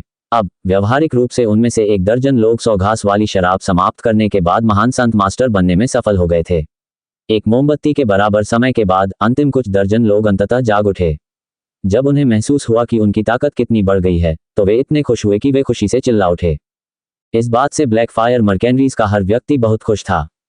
प्रत्येक महान संत एक संत गुरु बन गए थे। उनमें से कोई भी शक्ति में संत गुरु से कम नहीं था और यहाँ तक कि जो मूल रूप से मध्यम संत गुरु थे वे भी महान संत गुरु बन गए थे। जो लोग निम्न स्तर के महान संत गुरु थे वे अब उच्च स्तर के महान संत गुरु बन गए। बैठक शुरू हुए 2 घंटे भी नहीं हुए थे और ब्लैक फायर के संपूर्ण भाड़े के सैनिकों की संख्या कई कदम पीछे छूट गई थी। यदि रुद्र यहाँ न भी होता तो भी उनकी नई ताकत मधुवन जैसे छोटे शहर पर शासन करने के लिए पर्याप्त होती। यहाँ तक कि नगर का स्वामी भी उतनी शक्ति एकत्र नहीं कर सकेगा। कप्तान की दानशीलता के लिए हजार हजार धन्यवाद। सभी भाड़े के सैनिकों ने जोरदार जयघोष के साथ सिर झुकाया। उनमें से प्रत्येक विशेष रूप से खुश थे। रुद्र मुस्कुराया। यद्यपि आप सभी मजबूत हो गए हैं, फिर भी आपकी युद्ध शक्ति को प्रशिक्षित करने की आवश्यकता है ताकि आप अपनी नई ताकत के आदी हो सकें। मैं तुम सभी को 100 बैंगनी सिक्के दूंगा। जाओ और जंगल में रहने के लिए आवश्यक चीजें खरीदो। कल सुबह हम मैजिकल बीस्ट पर्वत श्रृंखला की ओर जाएंगे और प्रशिक्षण लेंगे। आप तभी वापस लौट सकेंगे जब आप बिना किसी मदद के अकेले ही श्रेणी 4 के 3 जादुई जानवरों को मार सकेंगे। आजाद, मितेश, नकुल और चरकस, तुम चारों एक समूह बनाकर उनका अनुसरण करोगे। आप चारों जाने से पहले मेरी भी विनती सुन लीजिएगा। रुद्र के शब्दों ने हर एक भाड़े के सैनिक को गंभीर बना दिया। उनके बराबर के जादुई जानवर से लड़ना बहुत कठिन काम था। सामान्यतः उनकी शक्ति वाले जादुई जानवर को मारने के लिए 2 या 3 लोगों की आवश्यकता होती है, क्योंकि उनकी शक्ति, मांसपेशियां और शारीरिक गठन मानव से अधिक होता है। केवल सबसे शक्तिशाली व्यक्ति ही उनसे मुकाबला कर सकता था और बहुत कम लोग ही उन पर विजय प्राप्त कर पाते थे। जब रुद्र ने आदेश दिया कि उन सभी को अकेले ही 3 लोगों को मारना होगा, तो उन्हें लगा कि यह एक ऐसा मिशन होगा जिसे वे कभी पूरा नहीं कर पाएंगे या जीवित वापस नहीं आ पाएंगे। कप्तान, अभी तक एक वर्ग 4 जादुई जानवर को मारना काफी कठिन है, लेकिन हमारे लिए उनमें से 3 को मारना, क्या ये बहुत ज्यादा नहीं है? चाकास ने पूछा। रुद्र ने सिर हिलाया, ये बिल्कुल भी मुश्किल नहीं है। एक संत के रूप में मैंने श्रेणी 2 के जादुई जानवरों का शिकार किया। एक महान संत के रूप में मैंने श्रेणी 3 के जादुई जानवरों का शिकार किया। फिर एक संत मास्टर के रूप में मैंने कक्षा 4 के जादुई जानवरों से लड़ाई की। यदि मैं ऐसा कर सकता हूं, तो हर कोई ऐसा कर सकेगा। पर्वत श्रृंखला की यह यात्रा आपकी युद्ध शक्ति बढ़ाने के लिए एक प्रशिक्षण यात्रा है। याद रखें कि जब आप अपने स्तर के दुश्मनों से लड़ने की ताकत हासिल कर लेंगे, तो आपके युद्ध का अनुभव, कौशल और गति नाटकीय रूप से बढ़ जाएगी। ये 3 बिंदु सबसे महत्वपूर्ण हैं, इसलिए जब आप जाएं तो इन्हें याद रखें। एक क्षण रुककर रुद्र ने गंभीरता से सबको देखा। जब हम जादुई जानवर पर्वत श्रृंखला पर पहुंचेंगे तो मेरे पास अभी भी हर किसी को देने के लिए कुछ न कुछ है। इससे आपकी ताकत बढ़ाने में मदद मिलेगी। क्या अब आप सब समझ गए हैं? रुद्र ने अपने अंतरिक्ष वलय से बैंगनी सिक्कों का एक थैला निकाला और सभी को उपकरण खरीदने के लिए 100 बैंगनी सिक्के देने लगा। यद्यपि ऐसी चीजों के लिए इतनी बड़ी राशि की आवश्यकता नहीं होती, फिर भी इन भाड़े के सैनिकों के पास अपने परिवार थे जिनका भरण पोषण करना उन्हें आवश्यक था। यद्यपि रुद्र ने उन सभी को एक बहुत ही गंभीर और चिंताजनक मिशन सौंपा था, लेकिन जब भाड़े के सैनिकों ने 100 बैंगनी सिक्कों की चमक देखी तो वे मुस्कुराए बिना नहीं रह सके। एक बैंगनी सिक्के का मूल्य 100 स्वर्ण सिक्कों के बराबर था। कुछ बैंगनी सिक्के एक पूरे परिवार के लिए आधी पीढ़ी तक विलासितापूर्ण जीवन जीने के लिए पर्याप्त थे। इसलिए इतनी बड़ी रकम पूरे जीवन भर खर्च करने के लिए पर्याप्त से अधिक थी। धनराशि प्राप्त करने के बाद सभी भाड़े के सैनिक प्रसन्न चेहरों के साथ दीवान परिवार के प्रांगण से चले गए। वे पास के बाजारों की ओर जा रहे थे। आजाद, नकुल, मितेश, चारकस, मेरे साथ आओ। रुद्र ने चारों को अपने निजी कमरे में आने के लिए बुलाया। आजाद और अन्य लोग उसके पीछे पीछे उसके कमरे तक पहुंच गए। जैसे ही वे पहुंचे, रुद्र ने एक फटी हुई लेकिन साधारण किताब मेज पर रख दी। चारों को किताबें सौंपते हुए रुद्र ने समझाया, इसमें कुल 8 युद्ध कौशल हैं, 6 मानव स्तरीय युद्ध कौशल और 2 पृथ्वी स्तरीय युद्ध कौशल। आप इसे ले सकते हैं और इससे सीख सकते हैं। युद्ध कौशल शब्द सुनते ही आजाद और अन्य तीनों कांपने लगे। उनके सामने रखी पुस्तक को देखकर उनका खून उत्तेजना से खौल उठा और रुद्र के स्पष्टीकरण से उन्हें इतना सदमा लगा कि उनके शरीर में लगभग ऐंठन होने लगी। चाकास का चेहरा पूरी तरह लाल हो गया था और वह कांपती आवाज में बोल रहा था, कप्तान, क्या ये सच है? क्या ये वास्तव में 6 मानव स्तरीय युद्ध कौशल और 2 पृथ्वी स्तरीय युद्ध कौशल हैं? और क्या आप सचमुच उन्हें हमें दे रहे हैं? युद्ध कौशल इस महाद्वीप पर एक अत्यंत कीमती खजाना था। ये खेती के तरीकों की तुलना में कहीं अधिक मूल्यवान था और हजारों सोने से भी इसे नहीं खरीदा जा सकता था। यहाँ तक कि मानव स्तरीय युद्ध कौशल का सबसे निचला स्तर भी इतना महंगा था कि कोई भी भाड़े का सैनिक शायद ही इसे खरीद सके। केवल सबसे शक्तिशाली व्यक्ति या सबसे प्रभावशाली व्यक्ति ही ऐसे युद्ध कौशल प्राप्त करने में सक्षम होंगे। पृथ्वी स्तरीय युद्ध कौशल और भी अधिक अमूल्य थे, विशेष रूप से पृथ्वी संत मास्टर्स के लिए। उनमें से केवल एक छोटे से हिस्से के पास पृथ्वी स्तरीय युद्ध कौशल था, लेकिन रुद्र ने उन्हें एक उपहार दिया था जिसमें 2 पृथ्वी स्तरीय युद्ध कौशल थे। यह एक ऐसी अप्रत्याशित उपलब्धि थी जिससे वे चारों खुशी से पागल हो गए। उनकी उत्तेजना पर हंसते हुए रुद्र ने कहा, यह वैसा ही है जैसा आप कहते हैं। आप ब्लैकफायर भाड़े के सैनिकों के वरिष्ठ सदस्य हैं। ब्लैकफायर मर्सिनरीज के विकास के लिए आप चारों ने जो वर्षों तक कष्ट सहे हैं, मैं, रुद्र, आपकी वफादारी के लिए धन्यवाद स्वरूप आप चारों को प्रशिक्षित करने की पूरी कोशिश करूंगा। ये 8 युद्ध कौशल आपको सीखने हैं। अपना काम पूरा करने के बाद उन्हें बाकी भाड़े के सैनिकों को सौंप दें। जो लोग अभी तक महान संत गुरु नहीं बने हैं, उन्हें केवल मानव स्तरीय युद्ध कौशल सीखने की अनुमति है। पृथ्वी स्तरीय युद्ध कौशल ऐसी चीज नहीं है जिसे वे अभी तक सीखने में सक्षम हैं। महान संत गुरु यदि चाहें तो इन्हें सीखने के लिए स्वतंत्र हैं। कप्तान, हमें प्रशिक्षित करने में आपके सभी प्रयासों के लिए हम ये सुनिश्चित करेंगे कि हम आपको निराश न करें। अपने शेष जीवन में हम आपका हर जगह अनुसरण करेंगे, यहाँ तक कि मृत्यु तक भी, अडिग निष्ठा के साथ। आजाद और अन्य 3 ने कृतज्ञतापूर्वक सिर झुकाया। चारों की ओर मुस्कुराते हुए जैन चेन ने उन्हें पुनः अपने पैरों पर खड़ा होने को कहा। तुम चारों कड़ी मेहनत करो। मैं अपने किसी भी भाई के साथ अन्याय नहीं करूंगा। जब तुम पृथ्वी संत मास्टर बन जाओगे, तब मैं तुम्हें एक स्वर्ग स्तरीय युद्ध कौशल प्रदान करूंगा। पुनः वे चारों हिंसक रूप से कांपने लगे और उनके जबड़े ढीले पड़ गए। स्वर्ग स्तरीय युद्ध कौशल शब्द उनके कानों में बिजली की गड़गड़ाहट से भी अधिक जोरदार थे और किसी को भी एक सेकंड में अपनी विचारधारा खोने पर मजबूर कर सकते थे। कुछ समय तक वे शून्य अवस्था में रहे, अंततः वे सचेत हो गए। उनकी नज़र में स्वर्ग स्तरीय युद्ध कौशल एक खजाने के समान था। बहुत कम स्वर्ग संत गुरुओं के पास ये कौशल थे और सीतापुर साम्राज्य में एक भी स्वर्ग संत गुरु के पास ऐसा युद्ध कौशल नहीं था। जब रुद्र ने अचानक उन्हें बताया कि उन्हें स्वर्ग स्तरीय युद्ध कौशल प्राप्त होगा, जबकि सीतापुर साम्राज्य के स्वर्ग संत गुरुओं के पास भी एक नहीं था, तो उन्हें अपने कानों पर विश्वास ही नहीं हुआ। बहुत लंबे समय के बाद चाकस सबसे पहले होश में आया। चौंक कर उसने रुद्र की ओर देखा और पूछा, कैप्टन, क्या आपके पास वास्तव में स्वर्ग स्तरीय युद्ध कौशल है? मुस्कुराते हुए और सिर हिलाते हुए रुद्र ने जवाब दिया, ठीक है, मेरे पास एक स्वर्ग स्तरीय युद्ध कौशल है और वह भी सिर्फ एक नहीं। अब तक रुद्र को इस तथ्य को छिपाने की आवश्यकता नहीं थी कि उसके पास स्वर्ग स्तरीय युद्ध कौशल था। अपनी ताकत के बल पर वह कम से कम स्वर्ग के संत मास्टरों से उनकी रक्षा करने के लिए पर्याप्त रूप से सक्षम था। कोई भी व्यक्ति उसके साथ परेशानी शुरू करने की हिम्मत नहीं करेगा। चाकस अपना मुंह खोले रुद्र को देखता रहा। अभी अभी उसने जो कुछ सुना वह सब अविश्वसनीय था। तभी रुद्र ने एक क्षण के लिए दूसरी ओर देखा और मुस्कुराया, एक परिचित व्यक्ति यहाँ रुका है, चलो हम उसका स्वागत करें। कमरे से बाहर निकलते समय रुद्र के पीछे पीछे आजाद और अन्य लोग भी लकड़ी के भाव से उसके पीछे पीछे चले आए। वे स्पष्टतः अभी भी उस बात पर विचार कर रहे थे जो उन्होंने कमरे में सुनी थी। प्रांगण में चलते हुए रुद्र ने देखा कि राजसी दिखने वाला नगर प्रभु इकबाल मुस्कुरा रहा था और राजीव से बातें कर रहा था। जैसे ही रुद्र ने आंगन में कदम रखा, इकबाल ने अपनी आंखों के कोने से उसे देख लिया।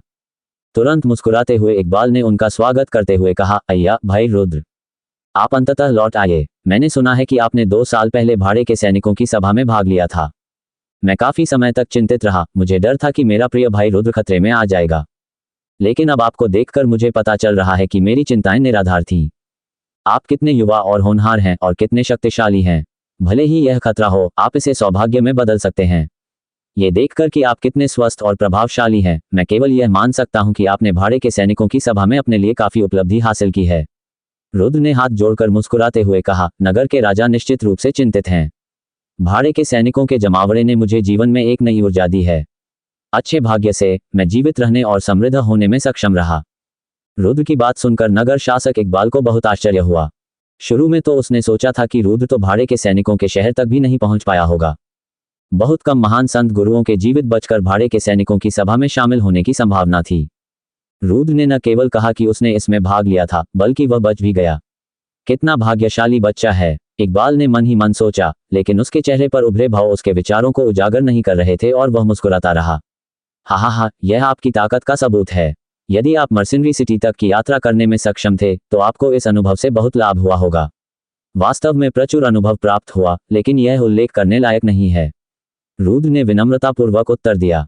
जैसे जैसे इकबाल रुद्र के साथ खुशी खुशी बातें करता रहा, उसकी नजरें बीच बीच में आजाद और बाकी तीनों पर टिकी रहीं। अपनी इंद्रियों के अनुसार वह उन चारों में आए बड़े परिवर्तन को देखने में सक्षम था। चौंककर उसने मन ही मन सोचा, महान संत गुरुओं, वे इतने मजबूत हैं, आखिर कैसे? रुद्र के वापस आने से पहले वे मुश्किल से मध्यम महान संत गुरु ही थे। इस अचानक सफलता के पीछे क्या कारण था? वे इतनी जल्दी मेरे जैसे मजबूत कैसे हो गए? उन्होंने आजाद और अन्य 3 के बारे में न सोचने की कोशिश की। इसके बजाय उसने जल्दी में जाने से पहले रुद्र से अधिक महत्वपूर्ण विषयों पर बात करने की कोशिश की। इकबाल के जाने के बाद नकुल ने व्यंग्य किया, वह इकबाल एक अप्रिय चरित्र है। उन्होंने पहले भी गुप्त रूप से डिफेंस मर्सिनरीज को बढ़ने में मदद की थी। क्या उन्हें लगता है कि हम यह नहीं जानते? ये सही है, गठबंधन के पतन के समय एक सशस्त्र योद्धा अपने कुछ अनुयायियों के साथ मधुबन शहर में पहुंचे थे। यदि इकबाल उनकी मदद नहीं करता तो एक हाथ वाले योद्धा को इतनी आसानी से ताकत हासिल नहीं होती। चाकास ने जहरीली बातें कहीं, जिससे उसके और इकबाल के बीच दुश्मनी के स्पष्ट संकेत मिले। सुनते हुए रुद्र की आंखों में एक क्षण के लिए बर्फीली चमक चमक उठी, लेकिन बिना कुछ और बोले वह आजाद की ओर मुड़ा। चलो ठाकुर वंश के पास चलें। ठाकुर वंश का एक समय मधुबन शहर में प्रमुख शक्तियों में से एक के रूप में नाम था। जब उनके परिवार के पिछले मुखिया बलवन इस दुनिया से चले गए, तो ठाकुर परिवार में उनके बेटे को कार्यवाहक मुखिया के रूप में छोड़ दिया गया। जब उन्होंने ब्लैकफायर मर्सिनरीज को छोड़ा, तो शहर में उनकी शक्ति और अधिकार में भारी कमी आ गई थी, क्योंकि बलवान उनका एकमात्र महान संत मास्टर था। 3य श्रेणी के जादुई पशु वाहन पर सवार होकर रुद्र और अन्य 6 लोग उस द्वार के सामने पहुंचे जहां ठाकुर परिवार रहता था। 4 भाड़े के सैनिकों ने आगे बढ़कर नेतृत्व किया। ठाकुर परिवार में अब वह गौरवशाली वैभव नहीं रहा जो पहले था। पुराने दिखने वाले दरवाजे बंद थे और हर जगह पत्ते बिखरे पड़े थे। यहाँ तक कि कहीं भी कोई गार्ड भी नजर नहीं आया, जिससे ये क्षेत्र काफी उजाड़ और परित्यक्त लग रहा था। आजाद ने जैसे ही पुराने दिखने वाले दरवाजे पर दस्तक दी, दरवाजे खुलने लगे और एक सफेद बालों वाला बुजुर्ग सामने आया। आजाद को स्पष्ट रूप से पहचानते हुए बुजुर्ग ने तुरंत मुस्कुराकर उनका अभिवादन किया। तो यह आप थे, भगवान आजाद? अंदर आइए, कृपया अंदर आइए। जल्दी से दरवाजा खोलकर बुजुर्ग ने उसे अंदर आने का स्वागत किया। जल्दी करो और वेजी को बुलाओ। उसे बताओ कि ब्लैकफायर मर्सिनरीज का कप्तान वापस आ गया है।